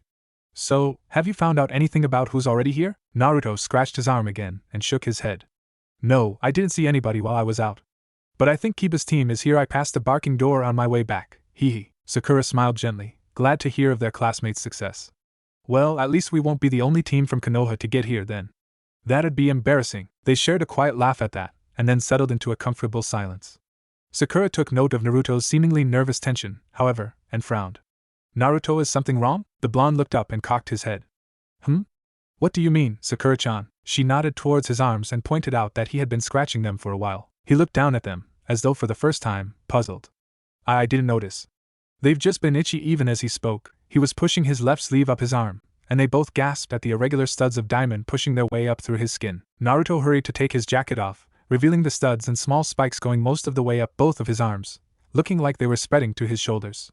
What's even happening to me? Sakura was similarly worried, but forced herself to remain calm. Thoughts raced through her head, but she wouldn't get anywhere without more information. "Could it be because of you know?" she asked, her tone clearly suggesting what she meant. Naruto gaped at her. "Kyubi? Well, he's never done anything like this before. And besides, I rejected his help. Maybe it's more of that other power. Like with his wings and his tail, he concentrated and pulled. Lo and behold, the stud shrank down, sinking beneath his skin and vanishing. Sighing in relief, he smiled at Sakura. Phew. I was really worried there, Dadabayo. Sakura, however, was more excited. Naruto, try and bring them out. At his confused look, she rolled her eyes. Come on, think. If this power keeps growing on its own, who knows what you could do if you tried? They were coming through slowly on their own. Try pushing it all out at once. A thought came to her at the last second and she specified, slowly. If it's dangerous or big, you'll need to keep an eye on it. Agreeing wholeheartedly, Naruto focused and pushed on the feeling he could sense under his skin. Starting down at the back of his hands, rugged diamond plating started growing out from his skin, spreading around his wrists, and all the way up to his shoulders, straining the sleeves of his black shirt. His knuckles became like studded plates, sharp diamond encasing his fingertips. Turning his arms around to observe the spread, he saw that innumerable tiny studs were coating his palms, retaining with some effort most of their mobility, while providing armor. Naruto and Sakura both shared a grin. The young girl said giddily, Naruto, if you could make this happen all over, imagine the kind of defense you could mount. Even as his black shirt bulged with more diamond plating growing out from his body, conforming and taking the shape of his actual muscles, a single smooth spike of the gem-like substance was growing out from the tops of his wrists, extending forward along his fists like spears. Naruto mentally stopped the emergence when the spikes were over 2 feet long and his shirt was running out of room to stretch. I think this has a lot more potential than just defense, he muttered, examining the claws and wrist spikes. On closer inspection, the golden fluid-like stuff in his wings and tail was also present in the long, thin spears, softly glowing and subtly flowing. All the worry from before about unexpected advancements in this new power were forgotten. For the rest of the day, aside from meals, they discovered much about Naruto's abilities.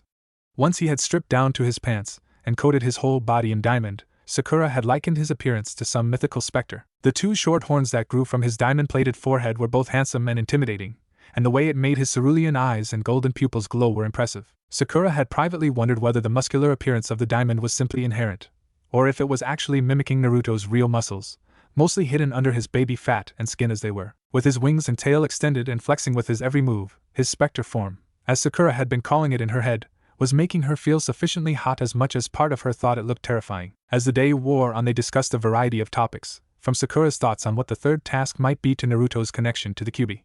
The 4th night came around and found them in the same bed again. Sakura was able to remain calm while Naruto ventured out for food, but wasn't certain she'd be without nightmares if he left in the night. Plus, if she was honest with herself, she was guiltily enjoying his presence. But before they could sleep, there was the minor issue that Sakura's clothes were becoming significantly stale. Naruto had been able to change periodically, and keep his clothes from getting too filthy all at once, but Sakura had just the one outfit after her dress was ripped apart, and so it was that her shirt and shorts, along with the dirtiest set of Naruto's jumpsuit, were put in a washing machine down the hall. They lay on the bed, Naruto in a pair of pants and Sakura trying not to fidget in just her white undergarments. Thanks for helping me out of my sea clothes. Anything to help. Eventually they managed to relax enough to actually fall asleep. Until a minor pain in her leg woke Sakura. She groaned quietly, mindful that Naruto was still sleeping under her. She carefully adjusted her leg properly, what she had clearly tried to do in her sleep, and settled herself back into Naruto's chest to sleep. A moment later, her eyes snapped open again and she stared up at the sleeping boy, her face red. It was at this moment that she also became aware that Naruto's arm had curled under and around her, holding her to him as she laid on it. Thoughts raced furiously through her head, and were promptly discarded when that part of her brain that preferred to think about Naruto pointed out that his body was warm on her half-naked body, and his heartbeat was soothing, and so she went back to sleep, happy again. When she next awoke, Sakura watched Naruto sleep for several minutes before stealing a peck from his lips as softly as she could. Satisfied that he hadn't woken from that, she started slowly sliding off of him, disentangling from his arm and being mindful of her leg. Wake up, Naruto-kun. I think we've slept enough, she said groggily, clearing her sleep-dry throat. Naruto stirred quickly, groaning softly as he woke. And then Sakura-chan? He rubbed his eyes and looked at her, suddenly remembering her state and blushing. Oh hail, as Sakura-chan. Sakura giggled good-naturedly, even as her face and neck heated up from his reaction. Oh hail, Naruto. We should get up. It's the 5th day and someone will probably come by to tell us what's going on eventually. Naruto looked over at the clock on the nightstand, noticing it was already well into the 16th hour of the day. He rubbed the back of his neck and chuckled. Hey, wow, did we really sleep that long? I wonder if… Sakura almost waited for him to finish, but spoke automatically, the thought having also been on her mind, if we'll be allowed to continue. Naruto looked up at her, then nodded with a grunt of confirmation. A red tint soon came upon his face, however, and he looked away and scratched at his cheek. I'll go get your clothes. Are they dry? Sakura asked, and then immediately felt stupid. Firstly, how would he know, and secondly, they went to bed right after he put them in the wash. Even after all that time, the rolled up and wet clothes couldn't have possibly dried enough to be worn. But then he surprised her again. It should be, yeah? I woke up and made a clone a couple hours ago and had it go move them to an empty dryer. Apparently it had a hell of a time figuring out the machine. The last part was muttered, but Sakura heard it all the same and was immediately curious. How could you know that, Naruto-kun? I'm almost sure I would have heard you talking to your clone about it and woken up. He cocked his head at her, then grinned that insufferably cute grin. Oh yeah, I didn't tell you? It seems like, now that I'm better with them, I gain the memories of my clones when they dispel. Her green eyes bulged. That sounded like an extremely useful skill.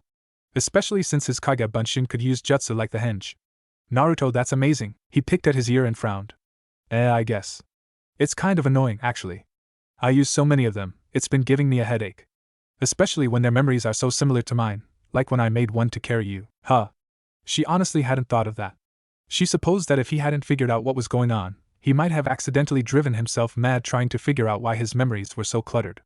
I see, yeah, I guess I understand that. Naruto, with the promise that he'd be back soon, left the room to fetch their laundry. Sakura suppressed the panic that threatened to rise in her, still concerned at how deeply reliant she had become of his presence. She had been able to rein it in twice now, but that had required no small amount of will, and that was when she knew he was going and that he'd be back soon. She shuddered to think how she might react if he was gone unexpectedly again. Hopefully it all would pass, or else some things may become problematic. Occupying herself with thoughts other than the blonde for the sake of her sanity, she slowly, experimentally flexed her ankle. She was suitably shocked at the minor twinge, expecting a much greater reaction. It felt more like pressure than pain, at this point at least compared to how it felt before. Hope surged through her. She might even be able to limp around today. It was curious, though. She really shouldn't be this healed already. Had the medic Nin from before secretly accelerated the process? Sakura supposed he must have, otherwise she should be biting her hand in pain by now. She'll have to find some way to thank him discreetly. After a few minutes of bending and rolling her knee and ankle, she determined that she had nearly a full range of motion with only a dull ache, and was fairly confident she could walk. She swung her legs off to the side of the bed and was about to test her weight, but Naruto came back into the room, raising his eyebrows at her shifted position. Something up, Sakura-chan? Forgetting about the bag of clothes in his arms for the moment, she beckoned him over excitedly. Come here, Simir, help me up. My leg barely hurts. I want to try and stand. Naruto almost looked like he was going to argue, but then he put the bag down and stepped over to the side of the bed, wrapping his arm around her upper back and letting her support her arm across his shoulders. You sure about this, Sakura-chan? Instead of answering, she leaned on him slightly as she slid off of the bed, suppressing a shiver as her bare feet hit the cold floor. Standing mostly on her right leg, Sakura slowly eased her weight over to her injured limb, wincing a bit at the dull throbbing. But overpowering the pain was a sense of delight. She was standing on just the one leg, now, slowly letting go of Naruto as she continued to put pressure on the splinted leg. She stood there, using Naruto only for balance as she felt the pain increase over time, quickly lowering her other foot back to the ground. I'm sure this is a lot better than I thought it would be. I won't really be kicking with it or anything, but I'm pretty sure I can walk. Even as she said it, Sakura was taking a tentative walk around the room, putting some extra pep in her steps to test the limits of her injury. Of course, she had no way of knowing the kind of effect this had on Naruto, a mix of shared joy and shock at her recovery with the added arousal of watching Sakura bounce around the room in her underwear. He cleared his throat and fought to look at her face, blushing. That's amazing, Sakura-chan. So, you think you can do the third task? She rolled her eyes and spun around to face him, one hand on her hip. Again, it would depend on what it is. But I will say, this really improves my chances. Sakura wasn't sure if the blush on his face was entirely from her teasing, or if part of it was remembering that she had already said as much. Honestly, she was finding that having a boy you liked actually respond to you positively when you're hardly even trying was a lot more fun than begging and scrounging for every scrap of attention you could get. She figured she understood how Naruto must have felt before a bit better, now, and was a bit guilty at how she had treated him. Still, it wasn't as though she would be throwing herself at him, now. Nope. Not at all what she had already been doing. She watched as he pulled their clean clothes from the bag and stripped off his own jacket and black shirt, digging around for the set he had just washed. Nope. Not yet. Not today, at least. She stifled a giggle at her own thoughts, and very slightly limped over to him, putting her hand on his bare shoulder under the obvious pretense of leaning over beside him to grab her own clothes. She took great delight in the stiffening of his shoulder, as her bandage-clad upper body no doubt came into view. Pulling away without a word and an almost unhideable grin, she sat on the bed and began pulling those skin-tight black shorts up her creamy legs, noting with satisfaction that they no longer bothered her injury. Pulling the V-neck fishnet armor over her head, she stood to more easily pull on and fasten the red vest shirt, reminded again that it left her midriff exposed. Naruto had been right, it did look fairly good on her, if decidedly more combat-oriented than her dress. Sakura supposed that was probably a good thing, though she'd have to find something in this vein that fit properly. The vest tugged uncomfortably about her shoulder blades when she moved. They had gotten dressed just in time, as a knock at the door made them both jump and glance at each other. Naruto opened the door to a man in a Chunin uniform and shades. Team 7? Naruto looked over at Sakura, then back to the Chunin. What's left of it? The man nodded, like he expected the response. You've been cleared to participate in the rest of the exams. By my understanding, you would have been told earlier, but certain complications arose with the official decision on your former teammate. You may want to know, he's been marked in the records as a traitor to the village. A bounty has been placed on his head, and he can no longer claim affiliation with Konoha. Sakura scoffed, and Naruto clearly shared her sentiment. Well, I guess not even being an Uchiha can save you from everything. Thank you for telling us. Naruto was about to close the door, a bit rude, but he seemed notably irked by just the subject matter. Sakura moved forward, stopping him. What do we do now? The man adjusted his sunglasses. Why? They were indoors. Before answering, that's actually the primary reason I am here. All of the passing teams are being called to the atrium. Bottom level, big area, can't miss it. Once more, Team 7 looked at each other before turning back to the Chunin and nodding. Thank you, we'll be there shortly, Sakura said, bowing formally. The man gave a small bow in return before walking away, no doubt to the next occupied room to inform its inhabitants. Naruto shut the door for another few moments of privacy, and proceeded to gather up the last of his gear, packing his clothes into his bag. Well, I guess the break's over. Back to work. Sakura paused in her own regearing and looked at him. Naruto-kun? Something wrong? He shook his head and sighed. It's just I'm letting the thought of that jerk get to me, that's all. I'm okay, really. He looked up at her and smiled. She could tell it was forced, but not pained. He was just angry again, and he'd calmed down. She nodded at him and smiled back, understanding. Okay. I get it. He visibly relaxed. She hadn't even realized he had tensed and slung his pack over his shoulder. Ready to go? She did the same and tapped her good foot on the ground, adjusting her sandals. A preliminary? Now? Some of these guys probably just got here, they're exhausted. Naruto looked around at the team from Kusugakure in particular. The red-headed girl in glasses looked ready to collapse. The boys were slightly better off, though the state of their clothes suggested wounds. His eyes flitted back to the front of their assembly as the proctor for the third task get a cough drop. Dude explained how it would work. Basically, a randomizer would pair them up and they'd fight until one person gave in, was knocked out, or the proctor called the match. Formalities over with, everyone made their way up the stairs to the raised balconies along either wall of the huge atrium, a room Naruto suspected was designed for ceremonial fights. The giant statue of a hand sign at one end kind of tipped him off. As they waited for the signboards high up on one wall to settle on a pair of names, Naruto observed the rest of the teams that passed. As he thought, Gaara's team from Suna was here, all three of them across from him on the other balcony, with most of the other teams giving them a wide berth. Also, as he suspected, Kiba's team was here, standing on the same side as him and looking for all the world like the test had been a piece of cake. Well, Kiba was, anyway. Hinata was glancing around like always, and Shino might have been asleep for all he knew. The Ino Shikacho Team 10 was also there, on his balcony. They were quietly bickering, something about whether it was worth it to keep going. Over on the other balcony was Niji's team. Naruto caught the Hyuga's eyes and nodded, receiving a slight nod in response. Next to them was that Kusa team. The redhead was actually slumped against the wall, breathing carefully. Naruto wondered whether their experience had really been so harrowing or if she was just not used to it. A heavy clunk brought his and everyone else's attention to the names on the board: Inuzuka Kiba vs. Panopo Kata. Naruto sighed, having hoped he would be able to fight first. Still, perhaps this would be interesting. Kata turned out to be one of the Kusugakure ninja, he and Kiba facing off down on the arena floor. Looking closer, Naruto wasn't sure whether any of the damage to his clothes actually made it to his skin. He didn't look all that hurt, just a bit tired. Naruto's eyes flipped to Kiba when he spoke. Stay out of this one until I say so, Akamaru. I gotta see if this guy is even worth our time first. If Kata felt insulted, he didn't show it. Not like it'd make much difference if your little mutt fought too. He'd just get himself killed, I'm sure, Kiba growled, and a groan could clearly be heard from Kata's female teammate. Proctor, start the damn match. The sick man, Hate, looked at the two carefully before raising his arm and sharply bringing it down. Hajime. Kiba shot forward, fist flying right for the other boy's face. Kata intercepted, grabbing his fist with one hand and his wrist with another. With what had to be practiced skill, Kata used Kiba's own momentum to lend to his counterattack, a twist of his body that swung Kiba around and slammed his back into the ground. Kata disengaged and leapt away, now drawing the Tanto blade from his back. Kiba, wincing, got back to his feet and growled at the Kusanin, eyeing the blade and rethinking his strategy. Okay, so you can think on your feet. Let's see how you handle this. Beast imitation. Applying his chakra, everyone watched as his nails sharpened into claws, his teeth becoming fangs. Dashing forward with a greater amount of speed than he had shown before, he dodged around Kata's swipe, spinning with the movement, and driving his elbow into the boy's rib.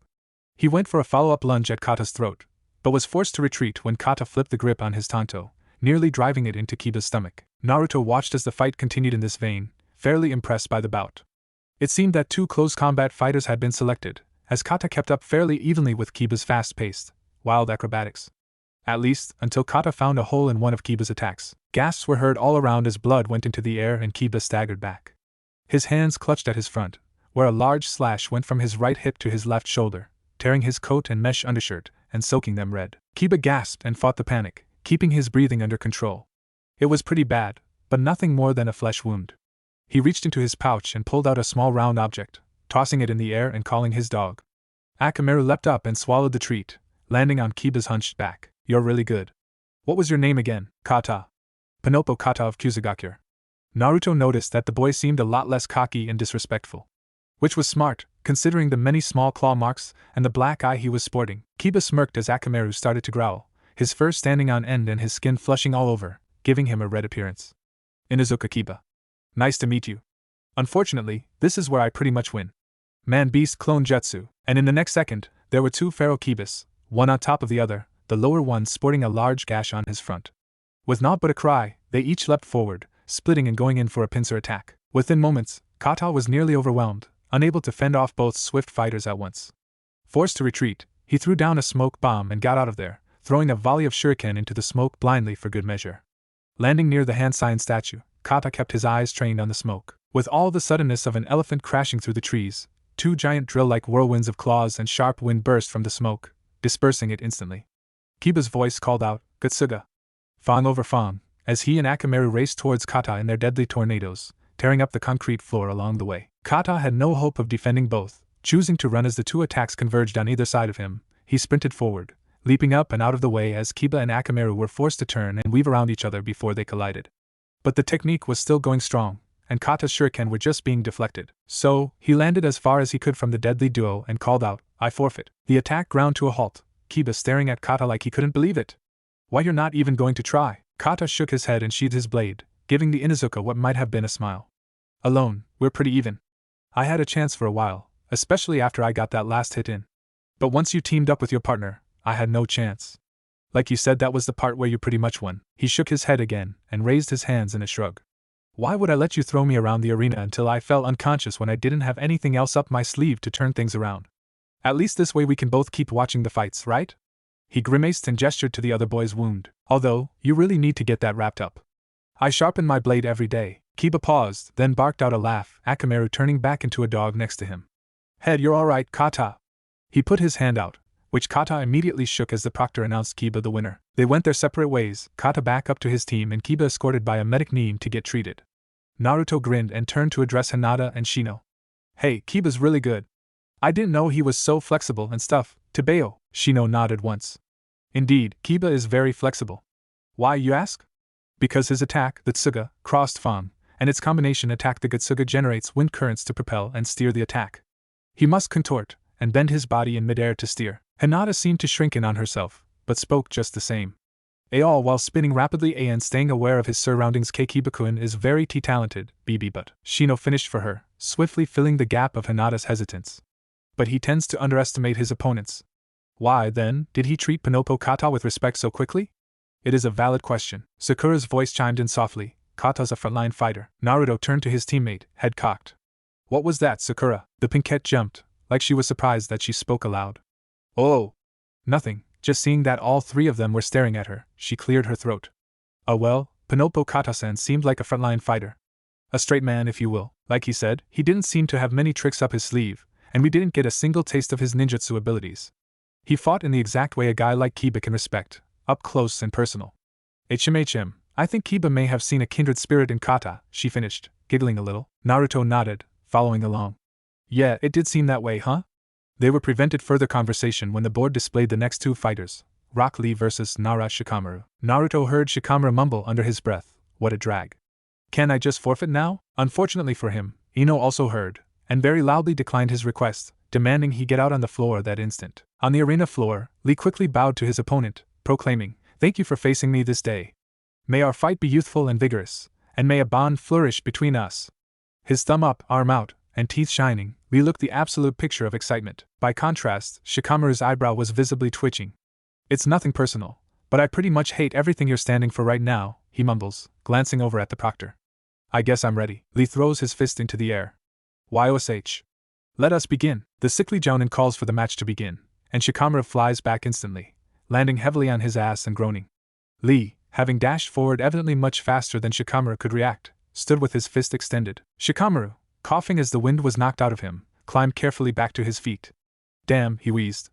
"This is more troublesome than I thought it would be." Looking up at Lee, he sighed, and plopped back down, crossing his legs and putting his hands together in the rat sign. Lee, not knowing what he was doing, raced forward and intended to press the advantage, not wanting to give Shikamaru a chance to fire whatever jutsu he was preparing for. But Shikamaru had that one moment head start, and his shadow expanded rapidly, extending 2 feet from him. A tendril of shadow raced along the ground to meet Lee's, and Lee stopped in place. Whispers ran through the crowd as Shikamaru stood up, Lee assuming a neutral pose. "Shadow possession complete," Shikamaru said in a flat voice. Naruto scrunched up his eyebrows. "Oh, Sakura-chan. What just happened?" She turned to face him. Shikamaru is from the Nara clan. They carry secret family techniques involving controlling their own shadows.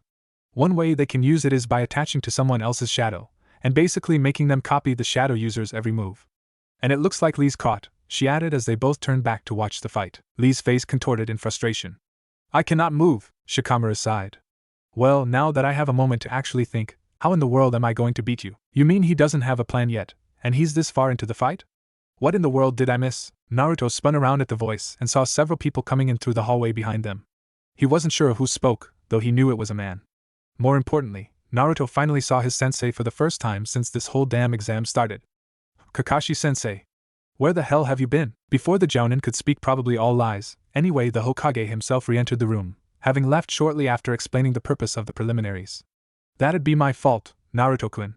My apologies. I had to borrow all of your sensei, to bring them up to speed about certain events that occurred as a result of this most recent exam task." Kakashi sidled up to his remaining genin and put his hand on each of their shoulders, his one visible eye smiling.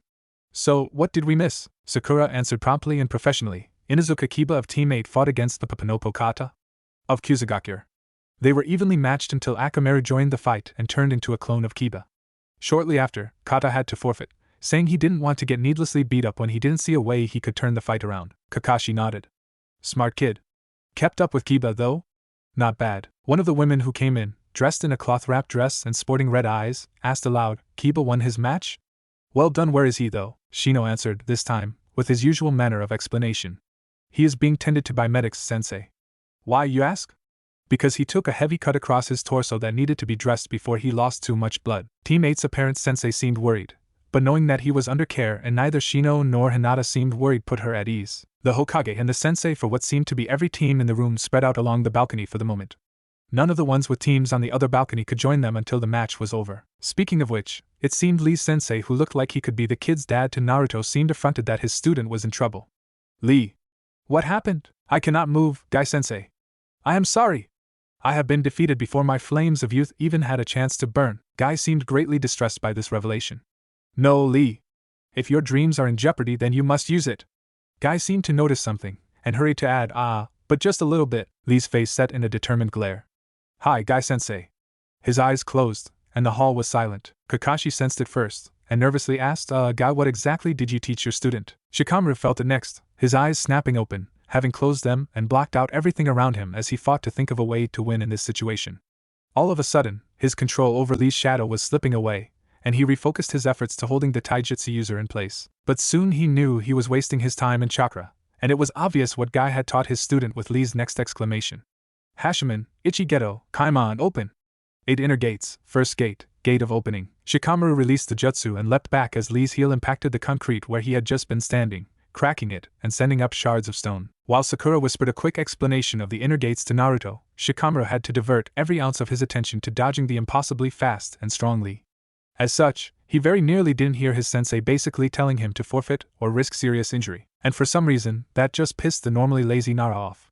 And so it was that a few explosive tags found their way into his hand. In what would later be described as a very foolhardy and reckless move, Shikamaru stopped moving for just enough of a second to release the tags and allow them to float in the air, as he jumped away again, air that Lee proceeded to occupy in the next moment. The tags went off, and Shikamaru, not nearly trusting them to do their job, landed and sat down again, immediately running through barely familiar hand signs. In the next instant, his shadow had expanded into a 30-foot wide circle around him, and he was running through even more hand signs, sluggishly muttering them under his breath to keep track. As soon as he stopped and held the rat sign again, Lee came from the smoke of the explosion, a veritable bullet aimed at knocking Shikamaru out with a single kick. He didn't get the chance.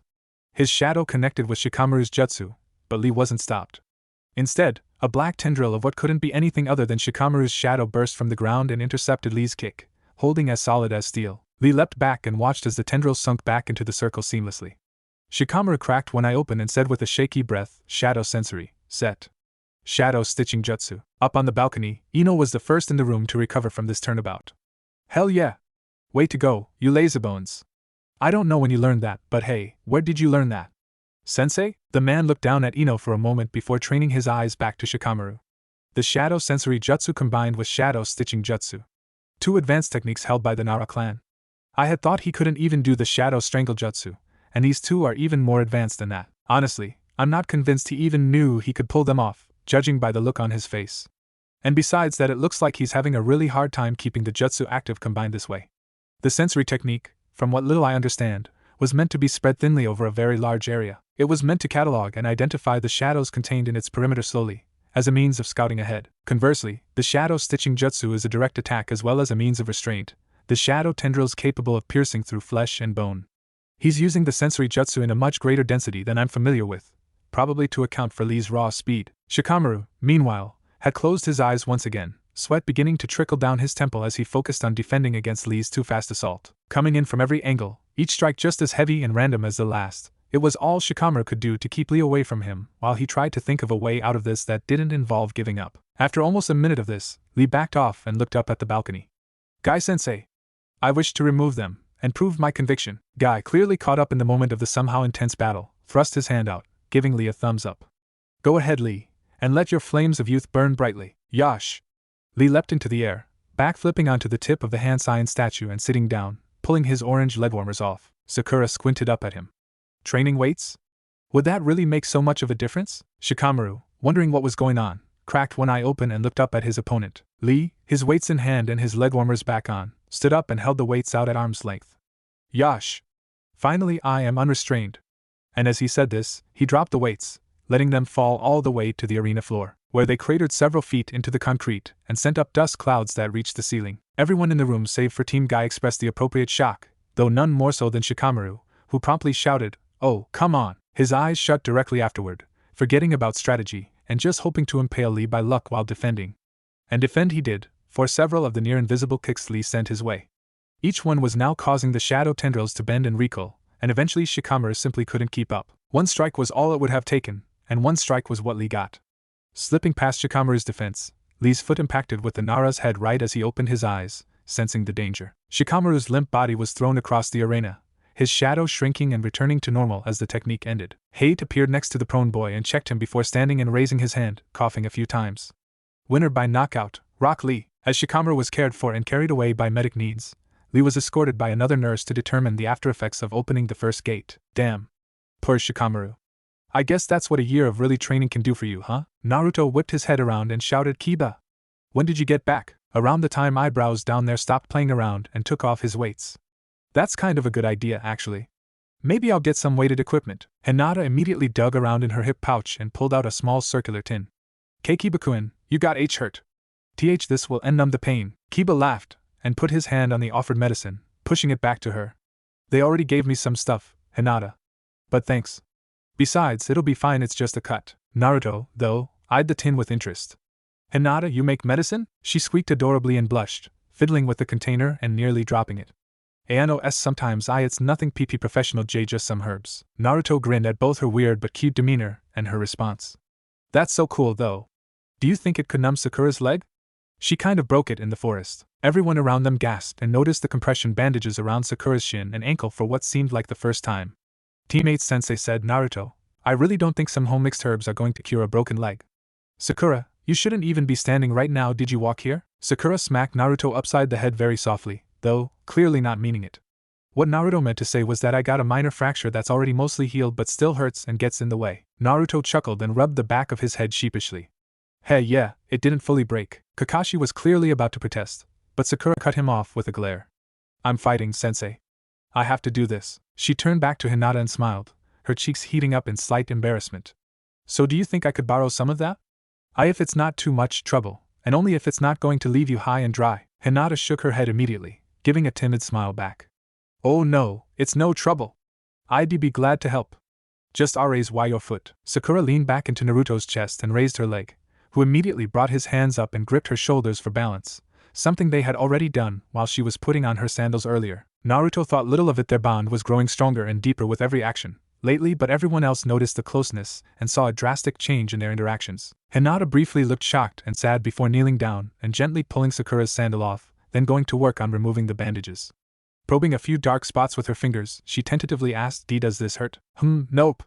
Not anything new anyway. Hinata continued asking as she poked and turned Sakura's foot, Sakura calling out when one thing or another caused an increase or change in the pain. Examination done, Hinata opened the tin and dipped her fingers inside, spreading the balm over her hands and rubbing it into Sakura's leg. A few seconds into this and Sakura sighed happily.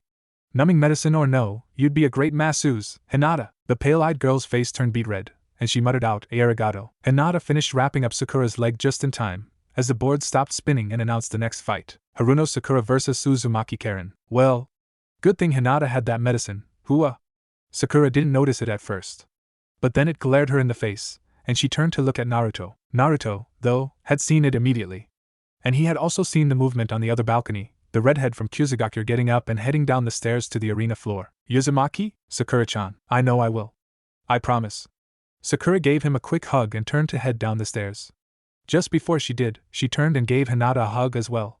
Thank you, she said quickly, flashing the blushing girl a smile before steadily making her way down the steps, glad that her leg was both mostly healed and dulled from Hinata's scream. She walked anxiously to stand across from the exhausted-looking girl, giving her a nervous smile. Hi. I am Haruno Sakura. Why you're Uzumaki Karen, right? The redhead looked at her oddly. Why what is it? Sakura blushed, totally unsure how to start. Well, it's just Uzumaki is kind of an uncommon name, isn't it? Karen frowned. Yeah, there aren't many of us left for real. Uzushigakure was wiped out years ago, and the few survivors of the Uzumaki clan have scattered apart since then. Again, why do you ask? Sakura smiled sheepishly and gestured over her shoulder with her head. My teammate over there, his name is Uzumaki Naruto, he's an orphan and well, we didn't even know there was an Uzumaki clan. Karen's eyes widened, and she looked up at the blonde. A small smile cut her face and she seemed to straighten, somewhat rejuvenated. I'd like to talk to him after this, if that's okay. Sakura smiled and nodded happily. He'd love that. A series of coughs made them both turn to see Hate. The man looked between them and asked, Are both of you ready? They nodded and faced each other, Karen seeming to have regained some of her vitality. The proctor brought his hand into the air and paused for only a moment before bringing it down sharply. Hajime! He yelled, leaping away to a safe location. The moment he did, Sakura started performing a series of hand signs hoping to catch Karen in a genjutsu early. Unfortunately for her, the cascade of cherry blossom petals was actually seen only by her. Karen could see right through it. And as such, Karen had drawn a kunai and came right for her. Sakura leapt back a few steps from the first swipe, drawing her own kunai and quickly devising a new plan. Karen tightened her grip and said, Sorry, Sakura-san. But my ability lets me see right through genjutsu and other illusions. You'll have to beat me in a straight fight if you want to win this one, for real. We'll see about that. Sakura glanced around, not seeing much she could use to her advantage. This was little more than a large sparring mat, only small bits of concrete and tile debris left over from the previous fights. Although, Sakura grimaced and intercepted Karen's lunge with her kunai, lashing out with her good leg and making the redhead back off, wincing as her ankle complained at the sudden pressure, even through the numbing medicine. Dashing forward a few feet, she pressed the offensive on Karen, a wide left punch hiding a low stab. Karen was tired, but not that tired. The Uzumaki girl took a grazing cut to her side as she ducked under Sakura's fist, failing to completely dodge both attacks. Sakura didn't let up, though, pressing her shoulder forward and forcing Karen to keep backing up, bending backward impressively to avoid a spinning back elbow. Karen snapped back upright and hopped into the air as Sakura used the momentum of her spin to duck down and tried to kick her legs out from under her. Karen, her legs tucked tightly under her, only got a foot or so off the ground, leaving her in range of Sakura's follow-up upward slash and with no way to reliably defend. The redhead cried out as her thigh was cut fairly deep, blood running down her leg as she landed and stumbled slightly. But she fought through it, quickly retaliating with a stab at Sakura's neck, which just nicked her shoulder. Having slightly overextended on her lunge, Karen was forced to follow up with a shoulder bash, which effectively sent Sakura backpedaling, clutching her chest. The two girls took half a second to catch their breath before going at it again, Sakura flipping her kunai into a reverse grip, locking it with Karen's. But Karen wasn't expecting Sakura to reach with her other hand and grab her opponent's arm. Sakura twisted and rolled Karen over her back and shoulder, throwing her onto her back and knocking the wind out of her. She went for a stomp to the shoulder of the arm she was holding, but Karen showed yet more flexibility by forcing herself into a sitting position, her lower body scooting along the ground as her arm twisted awkwardly behind her. Sakura's foot came down behind her on the floor, and Karen proceeded to take full advantage of the chance she had made. Spinning her lower body, she dropped the kunai and twisted her arm around in Sakura's grip to grasp her wrist, Karen's legs passing under her right arm. Turning on her butt to face Sakura now, her left leg came up and knocked into Sakura's hip at the same time she yanked on her arm, effectively knocking and pulling Sakura to the ground beside her. Karen quickly rolled atop Sakura and raised her fist up to punch her, but Sakura had other plans. Her legs came up and kneed the other girl in the butt, forcefully rolling backward and skidding Karen's head against the ground as Sakura threw her off. They both took a moment to get up, Sakura somewhat winded by her landing. Sakura dug around in her pack for a while before pulling out 4 shuriken, Karen deciding to rush her. The redhead dodged around the throwing stars, dropping into a slide at the last second that Sakura leapt over. Karen came up and immediately kicked the other girl in her injured ankle, Sakura crying out and falling to her knees, catching herself on her hands. Karen panted, her exhaustion really catching up to her. She stalked forward and pulled a kunai out, saying, "You're a feisty little brawler, aren't ya?" "Not really what I was expecting." "Bet you weren't expecting this, either." Karen's eyes widened as Sakura flung her hands up and to the sides, the 4 shuriken she threw earlier leaping off the ground and coming around in a wide arc, headed right for her. Karen just barely noticed the ninja wire running from Sakura's hands to the metal stars before the wire caught around her, the shuriken being jerked and their arcs tightening as the wire tied her up. At first it was sort of loose, and she probably would have been able to escape, but then the shuriken finished traveling around her and dug into her skin, making her cry out. She yelped all the more as Sakura pulled her arms in, tightening the wire and tugging on Karen's legs. The Uzumaki was forced to stumble forward awkwardly, right into a small pile of rubble. It was enough to destabilize her, tied up and tired as she was, and she fell forward, turning her head instinctively to protect her nose and glasses. Sakura's foot ended up on her back, and Karen groaned out, "When did you even have time to do that for real?" Sakura giggled a little, "I'm pretty fast with my fingers. You should see how quickly I can patch clothes or sew a pocket." Hyde's voice rang out through the room. Uzumaki Karen is unable to continue. Winner, Haruno Sakura. Sakura quickly removed her foot and helped pick the other girl up, carefully pulling the 4 shallow shuriken from her and untangling the wire. Karen winced, but then smiled and shook Sakura's hand. "You want to come up and say hi to your maybe cousin?" Karen seemed to glance up nervously at her 2 teammates, but quickly took Sakura's hand less formally and agreed. Sakura blushed a little, a bit awkward as the hand-holding felt more affectionate than it was probably meant to be. She also couldn't help but notice, being who she was, that Karen seemed distinctly afraid of going back up to her teammates. She grinned though, and brought Karen over to the stairs that would take them back to Naruto. There were too many things on her mind already. She'd confront that topic if, and when it became important. Karen's heart thumped hard in her chest, and it was due to far more than the adrenaline. As she neared the spiky blonde-haired boy, her spirits just soared higher and higher. Finally, she would meet another member of her clan. Hello? Damn it, why did she have to be so quiet? Speak up, for real. Hey, I am Uzumaki Naruto, Tebeo. Karen's head snapped up and she met his nervous blue eyes, his pupils golden. For a moment, just a moment, she allowed herself to look. Her power active, she could sense, even see the chakra around her. Sakura's was precise, it knew exactly what to do, when to do it. There was hardly any wasted effort in anything she did. It was an admirable trait, to be sure, though the somewhat shaken and scared mood it gave off sometimes made her worry. The blue-haired girl, who seemed just as shy as she felt, had a deeper hue to her chakra, and it twitched periodically, like a nervous bird.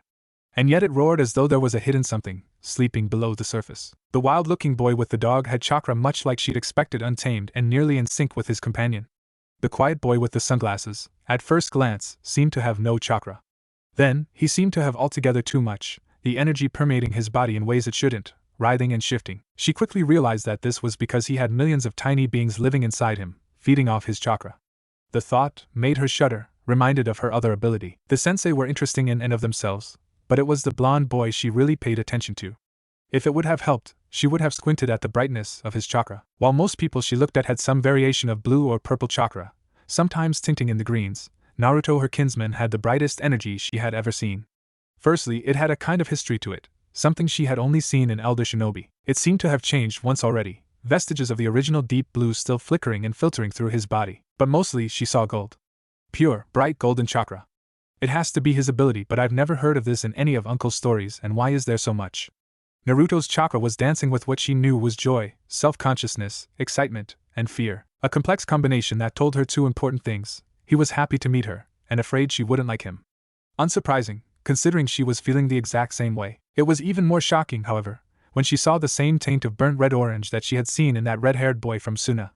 How the two were related she wasn't sure, but both reds were distinctly both separate and connected to the two boys' normal chakra. And it was angry. All of these observations, these thoughts, took place under the span of less than a second before she shut off her ability, and Karen stuttered out, trying to speak louder, "And very nice to meet you, for real. I am Uzumaki Karen, why your cousin, I guess? And maybe?" Naruto grinned hugely. That's so cute. Wait, shit, who's older? Damn it, that's important, for real. And said, likewise. So, I guess I should introduce you to my friends? Right. Is that how this goes? He trailed off near the end, scratching his cheek in what had to be embarrassment. Sakura laughed and put her free hand on his shoulder. Kami, I'm still holding her hand. Shit. I didn't even notice, for real. Shaking her head and saying, calm down, Naruto-kun. Both of you, just breathe, neither of you are going anywhere. Just as he opened his mouth, the proctor's voice rang out again, Uzumaki Naruto, will you please join us on the floor? It's a series of coughs broke the sentence, your turn. Karen and the others all looked down at the ground floor, seeing Hate standing with an impatient-looking boy in a black suit with purple face paint. Karen sighed as she realized she'd have to wait to speak to him. Naruto turned to her and grinned, infecting her a little with his smile. Don't worry, I'll finish this up in a jiffy, Dada Bayo. Karen grinned a little more at the thought. Kami, don't tell me weird verbal tics is a genetic trait, for real. As Naruto was passing by her, Sakura grabbed his arm, arresting his motion and looking into his eyes. Karen blushed by just being in proximity to such an intense look, watching them have half an argument. Naruto-kun, don't. I know I'll keep it subtle, but that doesn't mean I'll try. Well, use it if. Sakura-chan, make up your mind. Ha ha ha. Okay, then use it. You sure? Sakura huffed and let go of him. Why are you asking me? It's your thing. Karen was at a loss. How close were these two that they could have such an ambiguous conversation and know what they were talking about? And did Sakura really notice how she had presumably, as there was no way to tell what it was about, completely turned her stance around? Naruto laughed and put his hands on the balcony rail, saying, well, I do want to finish this quickly, and leapt over the railing, landing on the floor below them and walking up to face the Chunin. Sakura gripped Karen's hand tighter, though the redhead doubted that the pinkette noticed. Just be careful, Naruto-kun. Karen felt her mouth moving before she could stop it. Yeah, and kick his butt, for real. Why, you can do it, and Naruto-kun. Karen looked over, surprised as the meek blue-haired girl cheered, as well. Then her head whipped around as another voice called out, come on, dude. Don't embarrass Konoha, you got Sakura here, right? You can take this guy. The dog boy turned and quirked his eyebrow at Sakura, asking, hey, where is that prick, Sasuke, anyway? Karen felt Sakura's hand tighten in hers again, though this time was driven noticeably by anger. That prick is gone. He left me to get raped, and tried to kill Naruto before he took off. I'm not going to talk about him, she growled out, and Karen's heart leapt into her throat at the information. Sakura-san. Are you? Oh, Kami, Sakura-san, what, how could? Sakura chuckled a little at her, and Hinata both stumbling to ask if she was okay. I'm alright, or I will be. Naruto stopped them before anything major happened. Karen was about to ask about it when another girl's voice interrupted them, stomping up to their end of the balcony. Hey, forehead! Did you say Sasuke-kun is gone? Even Karen, out of the loop as she was, could tell that the blonde girl had made a grave error. Sakura, her forehead isn't even that big. Her hair frames it nicely, turned slowly to look at the girl. Pig, that bastard told two Nin to rape me while he went off with their hussy teammate and abandoned the village. He stabbed Naruto. For all I care, that asshole can get eaten by a giant bear. Because I'm moving on. The girl, was evidently stunned into silence, as the only thing that could be heard was the dog boy that beat Kata muttering, fucking asshole, knew he was no good, and the sounds of fighting. Speaking of fighting, Karen glanced down at the arena and gasped, rushing to let go of Sakura and grabbing the rail, calling out, what is that thing? What happened? She felt them all coming together at the railing, gasping as Kankuro seemed to laugh darkly, proclaiming that he would win with his next attack. Naruto had been doing very well, pushing Kankuro to show his hand. Karen looked over to the speaker, a silver-haired male jonin with a mask. At the beginning, the Kankuro we all saw was actually a well-disguised ninja puppet, the bundle on its back being the real Kankuro. When Naruto nearly took the puppet's arm off, Kankuro revealed himself and came at Naruto with his puppet's various blades and darts.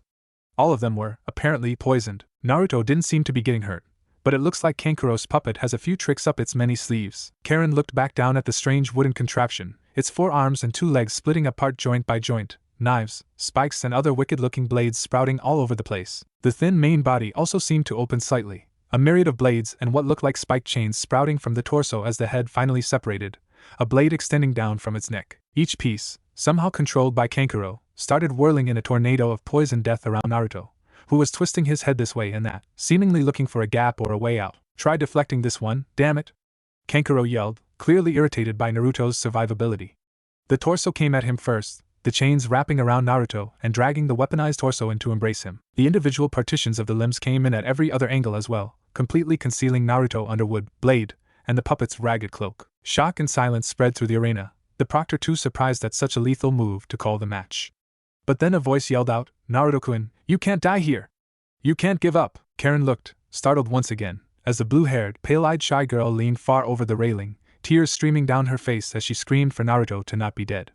The Uzumaki's red hair whipped around as Sakura interrupted, fairly calm, he's not dead, Hinata-san, it's okay. Something as simple as a blade can't cut him. Not anymore. Hinata seemed to choke on the breath she drew in, Karen right there with her. Sakura-san, what are you talking about? Geez, Hinata. I don't think I've ever heard you be that loud. All of the Konoha Genin and Karen, sans Sakura, gasped as Naruto's voice echoed out from inside the puppet. Feels kind of nice to have someone cheer for me like that, Databeo. Kankuro took a shocked step back, frustratedly growling out, how are you alive? Simple, Tibeo. Naruto answered, sounding maddeningly cheerful. Crack CK. The wood of Kankuro's puppet's torso was split open at the back as a fist was driven through it from inside. The fist, Karen and surely everyone else noticed, was covered with what looked like some smooth yet spiked light blue crystal. It almost looked made from the stuff, so opaque and complete was the coating. The fist retracted, the whole mound of puppet parts shaking as Kankuro struggled to hold them in place. Finally, the wood splintered in several places, limbs flying off and the main torso being thrown to the ground, Naruto emerging to the gasps of nearly everyone in the room. Can the Uzumaki ability really manifest in such a way, or is this something else? Naruto stood from his hunched, caged posture, standing not quite tall and spreading his diamond-like skeletal wings, a skeletal whip-like tail of the same material swaying behind him, looking like an extension of his spine, the tips splitting into 3 wicked, jointed spikes, and every inch of skin that could be seen on his hands and face, and through the rips and tears in his jacket and pants was covered in the same blue crystal. Naruto's eyes snapped open and Karen got lost in their glowing intensity as he proclaimed, you can't kill a specter with a knife, dumbass. A pause as he reached down and picked up one of the puppet's limbs, examining the shattered stump of a blade. Not even if they're poisoned, Tibeo. Everyone watched speechless, as Naruto dropped the broken toy and rolled his shoulder, proceeding to examine his clothes. They did a number on my outfit though, Kyuso. You know, I'm getting kind of tired of having my clothes all torn up, Databeo. As he unzipped and took off his jacket, revealing the shredded and stretched black shirt underneath, he added, although most of it was probably me, I admit. Kankuro, it seemed, broke free from his stupor first. What kind of jutsu is that? Karen watched, entranced, as Naruto continued to remove his torn shirt, revealing more of the muscularly styled diamond-like coating. He seemed to grin, a terrifying sight as the crystal crinkled and folded around his mouth, the short horns jutting out atop his headband making him seem like a dragon, or a devil. I'm Uzumaki Naruto, the next Hokage, and I'm a specter, Databeo. Hinata heard Sakura laugh and mutter, I guess he liked that stupid name I came up with, after all, but she paid the pinkette little mind. She was altogether too busy staring as Naruto stripped down to his torn pants, the now golden blonde boy swishing his tail idly, batting the remains of Kankuro's puppet away. You know, she heard him say, as though lamenting about less than perfect weather, I had kind of hoped to keep this kind of a secret, but well, I've got to hand it to you, that puppet is wicked fast. Anyone else would probably be a poisoned pincushion by now. Naruto's grin, which was a strange mix of terrifying and more handsome, widened a bit, as did his stance. Good thing you fought me, huh? Well, I guess it's not so good now that your puppet is broken. Sorry about that, by the way. Naruto dashed forward, evidently catching Kankuro off guard, as suddenly the blonde's freakily prehensile tail was wrapped around the Suna boy's neck. I think I win, though. Kankuro twitched and flailed as he was held up by a suddenly straight-faced, dark-eyed Naruto. Hinata felt her heart clench. He was in pain. Naruto, her inspiration, her drive, was hiding some new darkness, nothing like the loneliness she had seen in him before. Some new fury had been born in him since she last saw him before the test. She had almost seen it earlier, could nearly identify the flickers in his new eyes, but she had been too painfully shy to say or do anything, as usual. Now, it was starting to look like whatever had happened, whether it was Sasuke's betrayal or something else entirely, was bubbling to the surface. Naruto looked ready to take out his anger on Kankuro. She had to do something. Naruto would never forgive himself if he killed the older boy in anger at something else, and Kankuro certainly didn't deserve to die. Even she could tell that the attempt on Naruto's life had been a last resort, final move sort of attack. Kankuro had seemed genuinely upset that his poison hadn't taken Naruto out of the fight. No, she had to stop him before he did something he'd regret. Her voice caught in her throat from her own damnable shyness and insecurity. But she got it out, a choked off, and near a dash. She saw his eyes twitch to meet hers instantly, and her heart leaped into her throat for a single timeless moment. Naruto's bubbling rage had been directed at her. But it passed just as quickly for them both, as Naruto's eyes softened, his face looking somewhat ashamed. The golden-haired boy dropped the puppet user, Kankuro falling to his knees and gasping for breath. Naruto took a step back and his wings and tail seemed to retract back into his body, the diamond coating sinking into his skin all over, leaving him looking normal, again. Well, topless with a side of glowing golden pupils, but normal nonetheless. Hinata sighed in relief even as her face heated up from seeing him like that. She couldn't help it, just changing her own clothes or taking a shower in privacy made her a little nervous. She had no hope of simply ignoring Naruto's somewhat defined chest. Still, she was saved from any potential daydreaming by the boy's soft and ashamed voice. Hey, I'm sorry to bail. I'm kind of dealing with some pretty messed up shit right now, what with my teammate and former best friend kind of almost killing me and abandoning the village. I didn't mean to almost use you as an outlet. Kankuro coughed one more time and made to stand up, rubbing his neck, no doubt feeling imprints of the bone-like tail. Why yeah, we've all got problems. I guess just then, you reminded me of. Kankuro seemed hesitant to finish, but simply said, somebody I know anyway, it's alright. A twitch of Kankuro's fingers set everyone around her on edge, including Naruto. But when the puppet's remains flew across the room to hover before him, Kankuro simply seemed to examine the damage. It doesn't look like you broke many of Karasa's mechanical components, a joint here or there, but I have spares. Almost all of the blades are broken and I'll need some new lumber to fix the limbs, but he'll be alright. Kankuro turned to face Naruto. And hey, I didn't know about your teammate, that sounds really rough. That somebody you trusted would do that to you. Naruto nodded and sighed emphatically. Don't worry about it. I just want to move on and forget about the asshole, already. A cough interrupted them, the proctor slowly stepping forward. Kankuro-san, do you forfeit? What, that doesn't count as a straight-up win for you? The Suna boy asked, incredulous.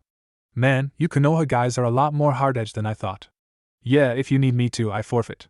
Not like I could do much to this guy that I haven't already tried. Kankuro chuckled and flexed his fingers, a puppet hand flying out to grab his discarded wrapping and bundle up the remains. Never would have expected to encounter another ultimate defense in this village, though. Another? Hinata thought, watching Hate call the match and the two boys go their separate ways back to their teams. Naruto was heading towards them, donning his torn black shirt and simply hanging the more ruined jacket over his shoulder. Naruto. Looks like I'll be seeing you in the finals, huh? Kiba said, clapping the blonde on the back. Naruto laughed and punched him in the arm, something Hinata had never understood. I guess so. Just hope we don't have to face each other, my armor would probably declaw you, ha ha ha. Oh hey, Sakura-chan. Well, did I do good? Hinata tried not to be jealous, it was really a nasty habit, and Sakura was overall a nice girl. She didn't deserve that. Sakura shook her head, it's do well, Naruto-kun. And yes, you did? It was very impressive and flashy, though you kind of scared us near the end. Naruto's face fell. Yeah, sorry. You know how it is. Hinata couldn't bear to see him too downcast. She blacked out, and when she next was aware, her arms were around him, burying her damp eyes into his shoulder and speaking. I wasn't as scared of you, I was scared F for you, and Naruto-kun. Why you were in so much pain. Before Hinata really had the chance to realize and react to what she had done, Naruto's chest rumbled with laughter, and his strong arms came to return her embrace. His laugh-staggered voice came down from slightly above her. Why do I have to be so short? Don't be afraid for me, either, silly. I'm fine, I'll be okay. Thank you, Hinata. That was all she could handle. The next thing she knew, she was waking up on the floor, having been sitting against the wall. She slowly stood up, catching a glimpse of some Medinin carrying someone away down on the arena floor. What happened? Sakura turned around at her small voice and smiled. Hey there, sleepyhead. I guess you must have caught a big whiff of the poison left on Naruto's clothes. You passed out for 2 matches. Hinata's eyes widened and she blushed as she looked into Sakura's eyes and knew that the other girl was covering for her. She could tell that Sakura knew exactly why she had fainted, and was giving her an out. Immensely grateful, she struggled to feign ignorance and said, why yes. That must have been it. So what happened while I was asleep? Naruto looked over his shoulder wearing a fresh shirt and pair of pants, apparently, and said, you just missed Karen's other teammate Hatsu, something almost drowned that girl from Suna. Karen scoffed. Oh please, Hatsuhashi was bluffing. He wouldn't have been able to keep that bubble up for much longer, for real. If Temari had tried to hold her breath, he would have wore himself out, and she could have mopped up his own mess with him. Kiba laughed and pointed out, yeah, but instead she pretended to promise to forfeit to get out of it. Didn't do her much good, though Hatsuhashi has a surprisingly strong right hook. Hinata turned to Karen. So, your teammate is going to the finals? Karen sighed, as though entirely unexcited about the prospect. Looks like it. Hinata smiled and looked between her and Naruto. That's great news. And now you and Naruto-kun will have tea time to get to know each other before you have to return home. Karen and Naruto seemed to think about this, before grinning. Karen nodded at her and said, "That's a great point, Hinata-san, for real. I hadn't thought of that, thank you." Sakura poked Hinata's shoulder in a friendly manner, saying, "Hey. The other match you missed was between your cousin Niji and his own teammate, Tenten." Hinata gasped. "Oh no! Is Tenten-san okay?" She can get a awfully hot-headed when she spars with Nii-san. Sakura seemed surprised at her reaction, but nodded. "Yeah, Niji disabled her arms, I guess, and she had to forfeit." Naruto laughed, not before she tried to come at him with a kunai between her teeth.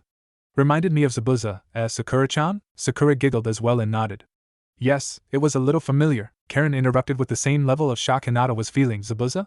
Where in the world did you guys meet a guy with the same name as a member of the Seven Swordsmen of the Hidden Mist?" Sakura and Naruto looked at each other and laughed a little, Naruto shocking everyone with, "We didn't. We met Momoichi Zabuza of the Seven Swordsmen of the Hidden Mist." Hinata nearly fainted again. In the end, Hinata didn't have time to faint, or be part of the subsequent questioning about Team 7's first mission out of the village. Her name was called right at that moment, and she had to go down and fight against Yamanaka Ino.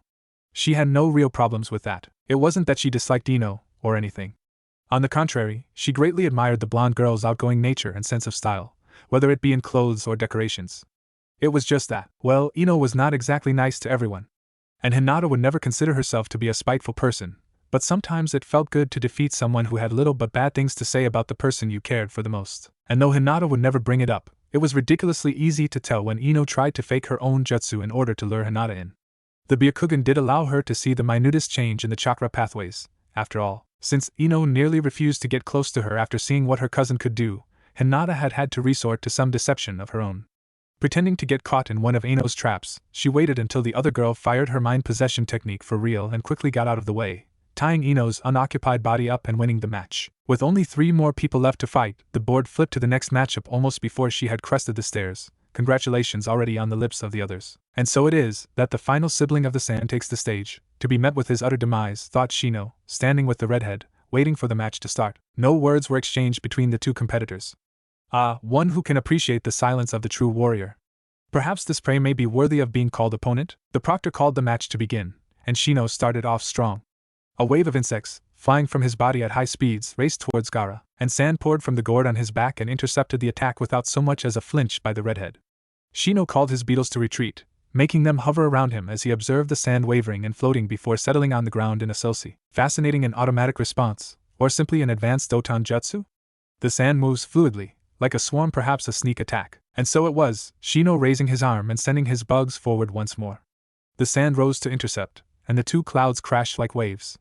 Shino received information from his bugs that the sand was laced with chakra, and he set about directing the Kikaichu to absorbing it. The chakra was strange, it killed a couple of them before they adapted to it, but what was more strange was that the chakra never seemed to diminish. It was as though Gaara was continually pouring more into the technique as fast as Shino was draining it. Continue with original plan, section off a thin branch of the swarm to circle the sand. Strike now, and the sand on the ground rose up to encompass the small attacking force, Shino blinking as he felt their presence in the hive fade away. Gaara had killed them, or did he?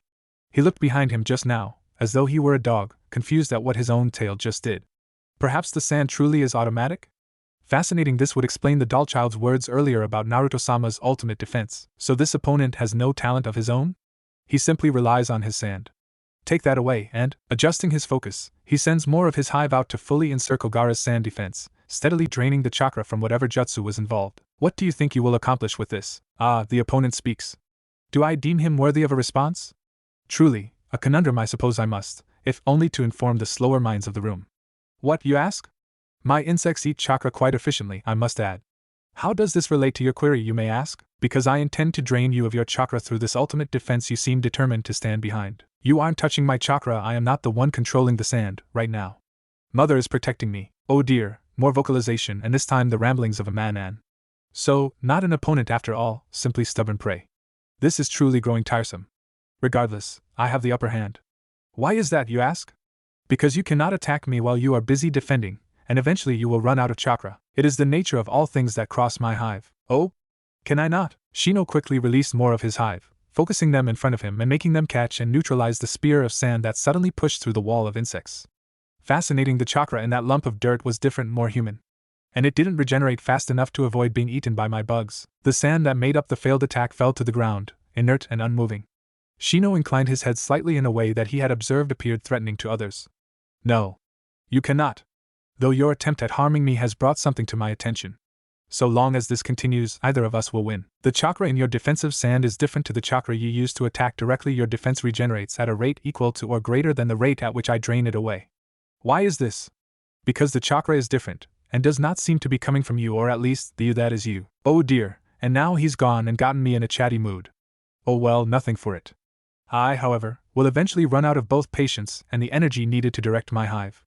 Without my direction, they will falter and open me up for attack. I cannot allow this. He pulled his forces back, directing them to their home inside of him as he promptly turned around and headed back to the stairs. I forfeit. Why, you ask? Because it is the most logical and strategic move on my part that guarantees that I will remain unharmed this day. Good luck in the finals. He turned to regard Gaara from behind his sunglasses. Opponent. Wow, Hinata, Shino's kind of. Hinata sighed. Why yes, he does tend to get eccentric. Naruto laughed, kind of impressed. It was actually kind of cool. Would have been cooler if it all paid off, but still. Shino joined them, back at the exact spot he had been until his match, and went utterly silent, a gentle buzzing betraying his irritation. Kiba set his hand on his teammate's shoulder and said cheerfully, Hey, I thought you were way intimidating, buddy. The buzzing paused, and Shino said, Did you? Kiba nodded emphatically. Hell yeah. That Gaara guy's a freak, must be one of those people who can't feel fear or something. Naruto didn't know about that, or about Gaara being a freak, but it seemed to make Shino happier, in some weird Shino way, so he left it alone. Besides, there was still the problem of, as Akimichi Chujikov is the only remaining contestant who has not had a match, we will be repolling from those who failed to secure a spot in the finals. Cough, as some are currently incapacitated, the following contestants will have their names reshuffled to be matched against Akimichi Chuji, Sabaka no Kankuro, Panopo Kata, Uzumaki Karen, Aburaim Shino, Cough Tenten, and Yamanaka Ino. Please wait, while the board is reshuffled. Naruto wondered about the fairness of simply matching Chuji against what were basically the losers, but perked up when he heard Kankuro complain, Hey, take me off that list, I forfeit. A ninja is basically useless without whatever tools they use, and my puppet is busted to all shit. Naruto chuckled, which only grew to full-bellied laughter as he heard Chuji get bribed with barbecue by his sensei in order to participate. Everyone's eyes were on the board, one slot filled with Chuji's name, and the other spinning. Whether each individual person was actually interested in the outcome, or simply looking for something to do was anyone's guess. The board stopped, and Naruto cocked his head. Huh. Somehow I wasn't expecting that. You know, Chuji's doing really well, Kiba said, laughing a little in surprise. Sakura nodded, watching the rotund boy duck under Kato's tanto yet again, this time also delivering a double palm thrust against his ribs, sliding the Kusajinen back a good 4 meters. The dark-haired boy adjusted the high collar of his dark gray shirt, and held his blade aloft. All of a sudden, 3 short saban were pulled from his collar and thrown with great speed back at Chuji, who Sakura noticed had yet to press his advantage. Yes, he is. But if he doesn't start following up on his counters, he's just going to wear himself out. As if to prove her point, Chuji jumped back but failed to dodge the surprise attack, 2 of the saban embedding deeply into his right thigh, the third passing straight through on the edge and clattering away far behind him. He grunted in frustration, but had little time to respond further. Eyes widening in shock, he performed a short set of hand signs as quickly as he could. Buben Baika no Jutsu. Partial multi-size jutsu, his fists and part of his arms expanded rapidly as he wound up and punched the ground, making a large chunk of tile flip up and block the barrage of shuriken Kata had thrown. For perhaps the first time that match, Chuji turned a defensive maneuver into an offensive one, punching the slightly airborne tile with his other enlarged fist sent it careening at Kata, who had already started charging back at Chuji. Their vision of each other was obscured for those few moments before Kata brought his tanto to bear and, with a glint of steel and a rapid swipe, cut the slab up the middle, passing between the 2 halves. Unfortunately for him, this put him right in the middle of Chuji's further expanding hands. Unable to stop fast enough, Kata tucked his limbs in right as Chuji's fingers closed around him, and the spectators gasped as Kata seemed to scream just as he was hidden from sight. A pause, and Sakura could see something on Chuji's face. Confusion, maybe? Perhaps indecision? Regardless, he seemed to recenter himself, as he yelled to his captive, Give up now and I won't have to crush Waya. Sakura paled as Chuji let go of Kata, a spray of blood drawing attention to the jacket-clad boy's tanto placed between the Akimichi's left ring and pinky fingers, clearly having cut the latter. It was with another gasp from the gallery that Kata, falling to his feet, brought his blade down hard. Chuji's pinky hit the ground and rapidly shrunk, the rotund boy screaming in pain and shock. Kata clearly meant to capitalize on his panic, but wasn't paying enough attention, and was heavily smacked through the air by Chuji's giant right palm. A meaty thwack echoed through the room over Chuji's yelling, just before the sound of a body crunching against the concrete wall. Yoten Hatsuhashi, Hyuga Hinata, Haruno Sakura, Uzumaki Naruto, Hyuga Niji, Rock Lee, Sabaka no Gara, Inuzuka Kiba and his dog Akamaru, and a slightly sniffling Akimichi Chuji who kept gingerly touching his bandaged hand all stood at attention on the ruined floor of the dueling arena. All of the sensei, since all of them had at least one pupil that passed, stood before them, along with the Hokage and the sickly proctor for the third task, Gekko Hate. The rest of the genin aside from Shikamaru, Temari, and Kata who were all still recovering from being knocked out stood on the balconies, awaiting their teammates and further instructions. It was the Hokage who spoke first. Congratulations, once again, on passing the second task of the Chunin exams, and a further well done on winning your preliminary matches. He smiled out at them all, his hands behind his back. Inside, this man was going over all of the information that had been obtained over the last few days with a level of detail and rapidity that one would wonder how he was able to remain calm.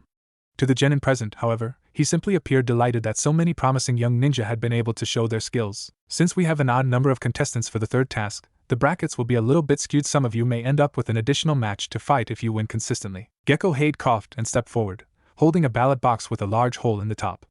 As I go down the line, please take a numbered ball. The Hokage watched stoically as the genin drew their lots, his eyes catching consistently on Sakura's leg and Naruto's golden pupils. If ever there was a moment that one of his genin was in danger of breaking and needing to drop from the program, it would be this incident, he was sure, and yet Sakura had defiantly rebuked her sensei and chose to fight. Publicly, she had announced Sasuke as a traitor, vehemently citing him as the reason for her injury and molestation. Seeing the way she was determined to move forward, he could only feel proud. A pride that carried even further when considering Naruto's situation. Being stabbed in the back by a comrade one the Hokage knew the boy had considered a friend in some ways was normally enough to drive a genin into depression.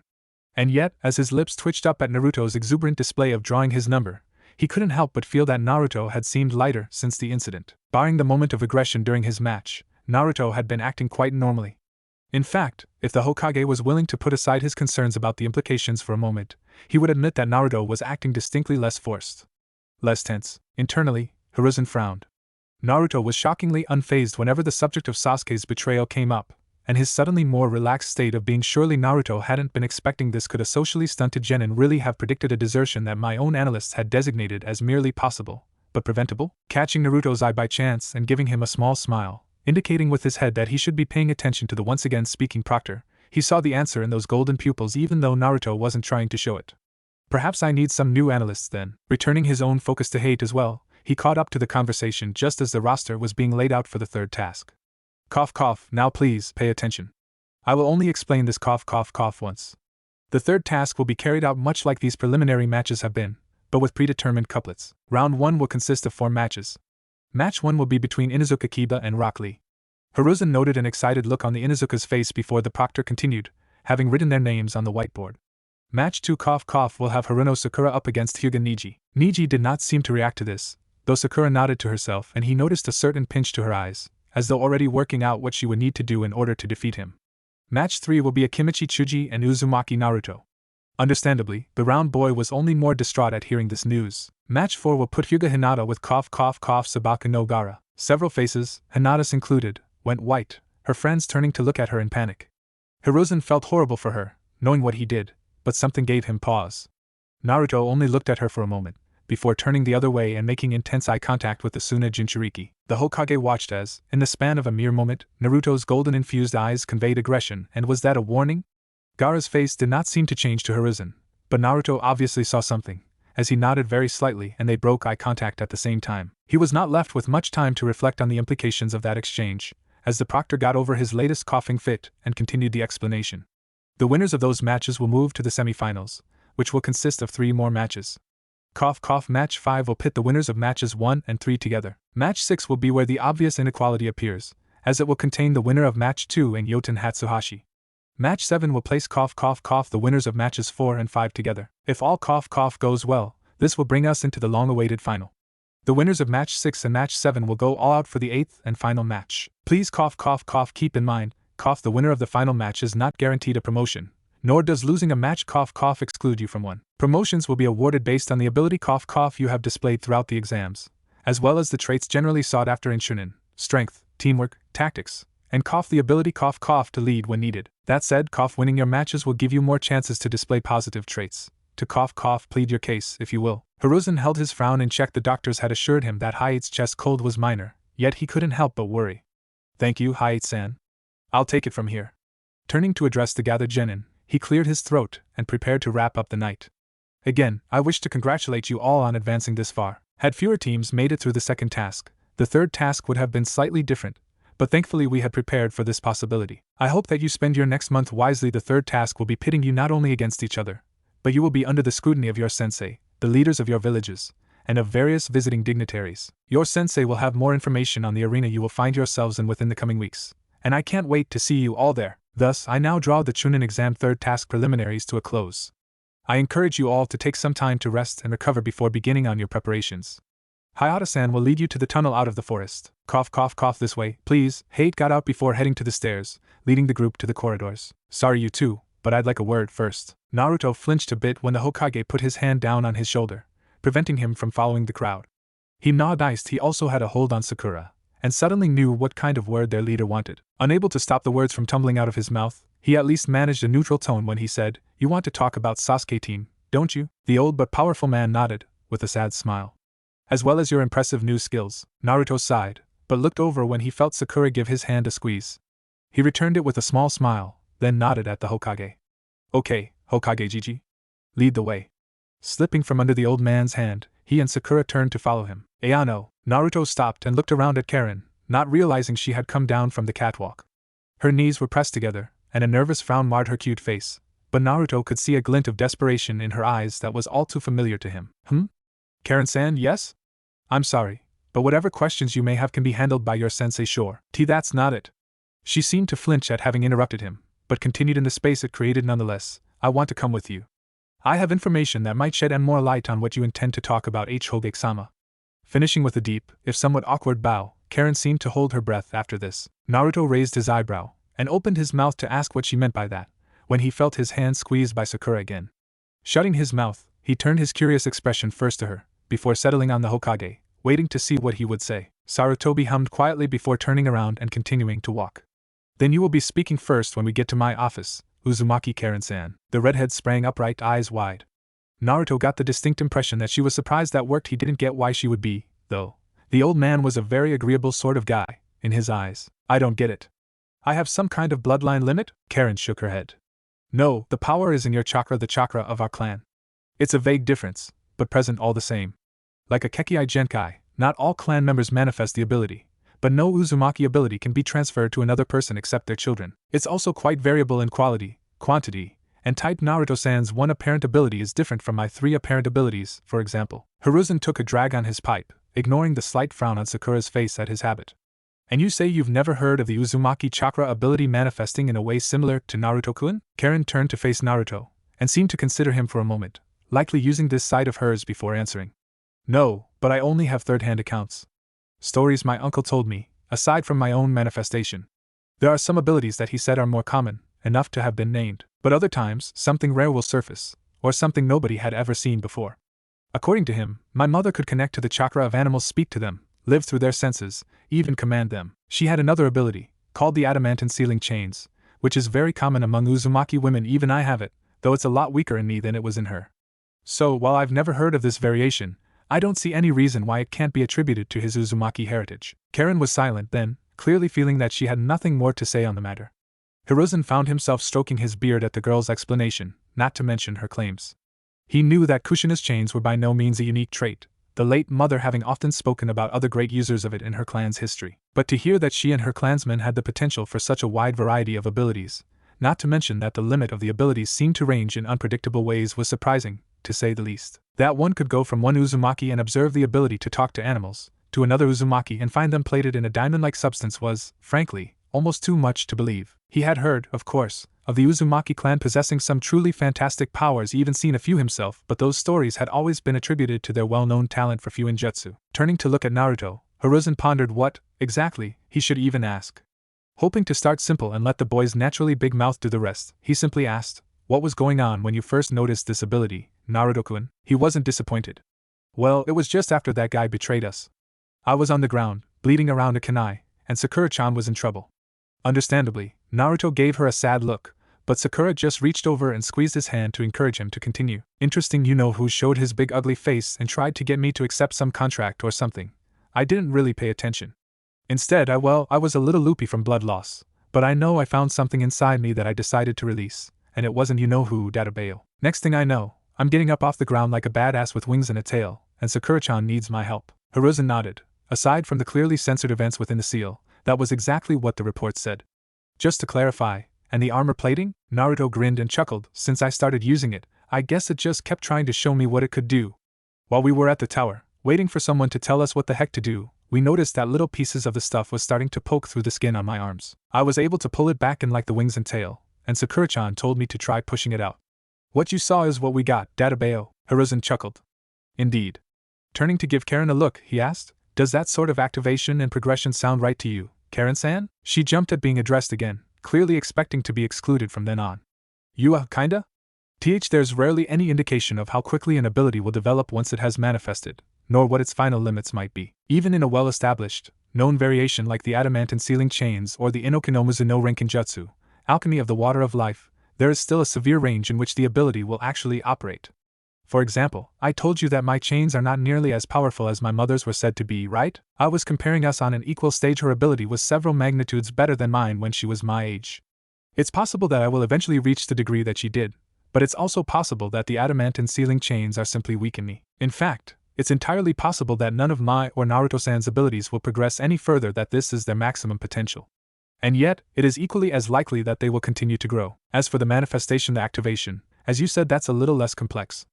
Some abilities are already active upon birth, and require only that one begins training their chakra before becoming readily apparent, such as my sight. Most of the time, though, the strong desire to overcome something, a great need, and no other option that seems viable or acceptable, these are what will manifest an Uzumaki ability, so long as the ability would actually help. I'd say that Naruto-san's situation at the time, from what I understand of it, fits the requirement. Hiruzen felt that he had more than enough information for the reports, certainly more information about the Uzumaki clan's abilities than he ever thought even existed, but there was one thing Karen had said earlier that he wanted clarification on. Thank you, Karen-san, for all of your help in explaining this to us. I'm sure Naruto-kun appreciates it as much as I do. Hell yeah! Thanks, Karen-san, this is the most I've ever known about my family. Hiruzen smiled with the rest, but it was internally shadowed with guilt. However, there's one last question I have for you, in particular. At Karen's nod, he continued, you mentioned earlier that your sight revealed something remarkable about Naruto-kun's chakra. Putting aside the implications that a person's chakra can fundamentally change in a way that is even remotely measurable, a brain twister for another time. To be sure, you said that it had turned gold? Might you have any extra insight on that? Or why poor Naruto-kun can't seem to turn his pupils back to normal? Wait, what? Are my eyes fucked up? Sakura shushed him and gave a quiet, I'll tell you later. Karen cleared her throat before beginning.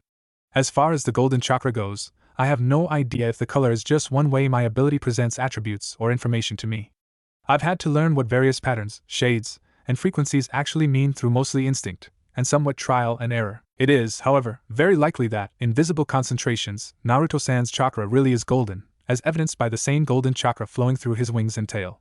His gold pupils, though, are a mystery to me. On speculation, perhaps it is meant to represent some enhancement or alteration to his vision, either completely separate from or to be used in conjunction with his diamond shroud. Hiruzen nodded, having not expected much explanation about the eyes, but figured he should ask anyway. Thank you again, Karen-san. You've given us all much to think about.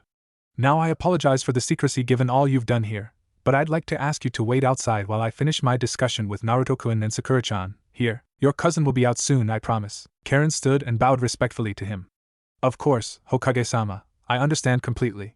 He took another drag on his pipe before putting it out on the wooden ash slate on his desk as she smiled at Naruto and Sakura before turning to leave. Just as she was about to open the door, it was opened from the other side, Kakashi-san's porn nearly knocking her over. Ah, very sorry, Karen-san. Here, he said, holding the door open for the redhead. She gave him a short bow, muttering apologies, before ducking out into the hall. Kakashi turned and waved at those still present, including, though he doubted Naruto or Sakura could tell, the two hidden Umbu. Yo. Sorry I'm late. The Jonin meeting after the second task ran a little long. Hiruzen subtly smirked at Kakashi's tardiness. It was mildly amusing to him that the man had a legitimate reason for being late this time, yet still arrived much quicker than when he was merely staring off into space or reading his books. I'm glad you could make it then, Kakashi-kun. Wouldn't miss it, the copycat said as he stepped forward and stopped behind and between the chairs of his students. So what's the word? Just to clarify, they're allowed into the third task, right? Hiruzen nodded, noticing that the genin's shoulders had relaxed slightly at this final confirmation. Yes, Team 7 completed the task assigned to them. Uchiha Sasuke was no longer a member of Team 7 the moment he attempted his teammate's murder, and allied with a foreign shinobi. That said shinobi was under orders from another Konoha traitor only further prevents his supporters on the Council of Leaders from disputing my decision. Uchiha Sasuke is a traitor, and will be placed in the next publication of our bingo book as a C-rank missing nin. I'm sorry, Kakashi. Kakashi took a breath, his students watching him, before letting it out and placing a hand on each of the genin's shoulders. I accept my portion of the blame, and will do my utmost to ensure that such a travesty does not occur under my eye again. Naruto clearly heard something in that declaration that put him in a good mood, as he grinned brightly at his sensei before turning his attention back to Sarutobi. The old Hokage gave a short bow to Kakashi, which he returned.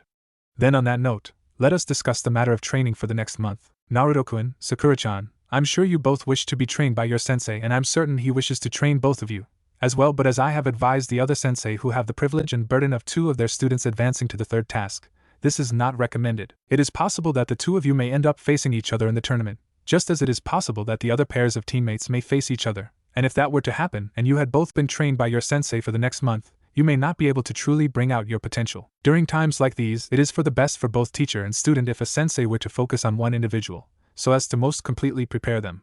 He could tell that this news was worrying them, the 2 teens casting uncertain looks at each other. He hurried to try and ease their burden. Normally, I leave it up to the genin and the sensei in question to resolve this and ensure that both combatants have a sufficient instructor, but this is a rare case. You see, someone has come forward and personally requested that they be allowed to train you, Naruto-kun. Hiruzen allowed a moment for Naruto to be shocked and excited, demanding to know who it was, and how strong they were while he made eye contact with Kakashi. The silent question was posed and answered, and the Hokage motioned for Naruto to calm down so he could explain. The man was once my own student, so rest assured, he is indeed strong. He also has a certain degree of knowledge about the Kyuubi and your condition that I believe he wishes to impart upon you, but beyond that I cannot say for certain what he intends to train you in. He is an eccentric individual, stuck on his personal vices, but do not be fooled, he ranks only under me on the list of the most powerful shinobi in the village. Naruto's eyes were as dinner plates, an odd effect with his golden pupils. Whoa! That's awesome, Dadabayo. Kakashi leaned down, and his eye smiled at his male student. I know where to find him, I'll introduce you. Naruto nodded excitedly. Yeah, thanks Kakashi-sensei. Kakashi turned his smile to Sakura and said, which means I'll be devoting all of my time to putting you through the most grueling training of your life. Hiruzen resisted a chuckle at just how chipper Kakashi was as he tried to intimidate his genin, but a few laughs slipped through when Sakura just looked at him and said, I sure hope so, Kakashi-sensei, cause I won't accept anything less than every moment of your time. Kakashi straightened up and gave her what passed for a frown on his face. Mao, she's caught me. Ha, guess I'll have to show up on time now, he sighed. Oh well, at least it's just for a month. Sakura giggled a little at her teacher's misfortune. The Sandaime smiled at their interaction. It was good to witness firsthand that Naruto and Sakura weren't hung up on their teammate's betrayal, or at least they were trying not to let it get to them. He could tell that it was still eating at Kakashi and likely would do so for a while, but he couldn't fault the man too badly for that, given his past. Well then, with that out of the way, Naruto-kun, Sakura-chan, you're dismissed. I have more to discuss with your sensei, but he will be along later today. The silver-haired jonin squeezed their shoulders and smiled at them, saying, I'll meet you both at the usual training grounds at 1800 hours for a briefing, and no later. I'll be bringing your teacher for the month, Naruto. Sakura nodded and they both stood, Sakura bowing to the Hokage and Naruto giving his own unique brand of respect. As they headed for the door, Hiruzen called out, Ah yes, and congratulations on making it this far with all you've been through, you two. I can't wait to see what you bring to the arena next time. They thanked him for the praise and left, their voices merging with that of Karen outside before fading as the group headed away. Kakashi turned from watching them go to facing Hiruzen, his face almost abnormally serious. So what's the verdict? Is it influencing him? Is he safe? To anyone who didn't know the man, they might have assumed that Kakashi was worried about Naruto. In truth, Kakashi was worried for Naruto, and Hiruzen could see that. Once more packing and lighting his pipe, he began, on the contrary, Kakashi-kun, it seems Naruto-kun has wholeheartedly denied any cooperation from the Kyuubi. Allow me to give you the highlights of our conversation with Uzumaki Karen-san.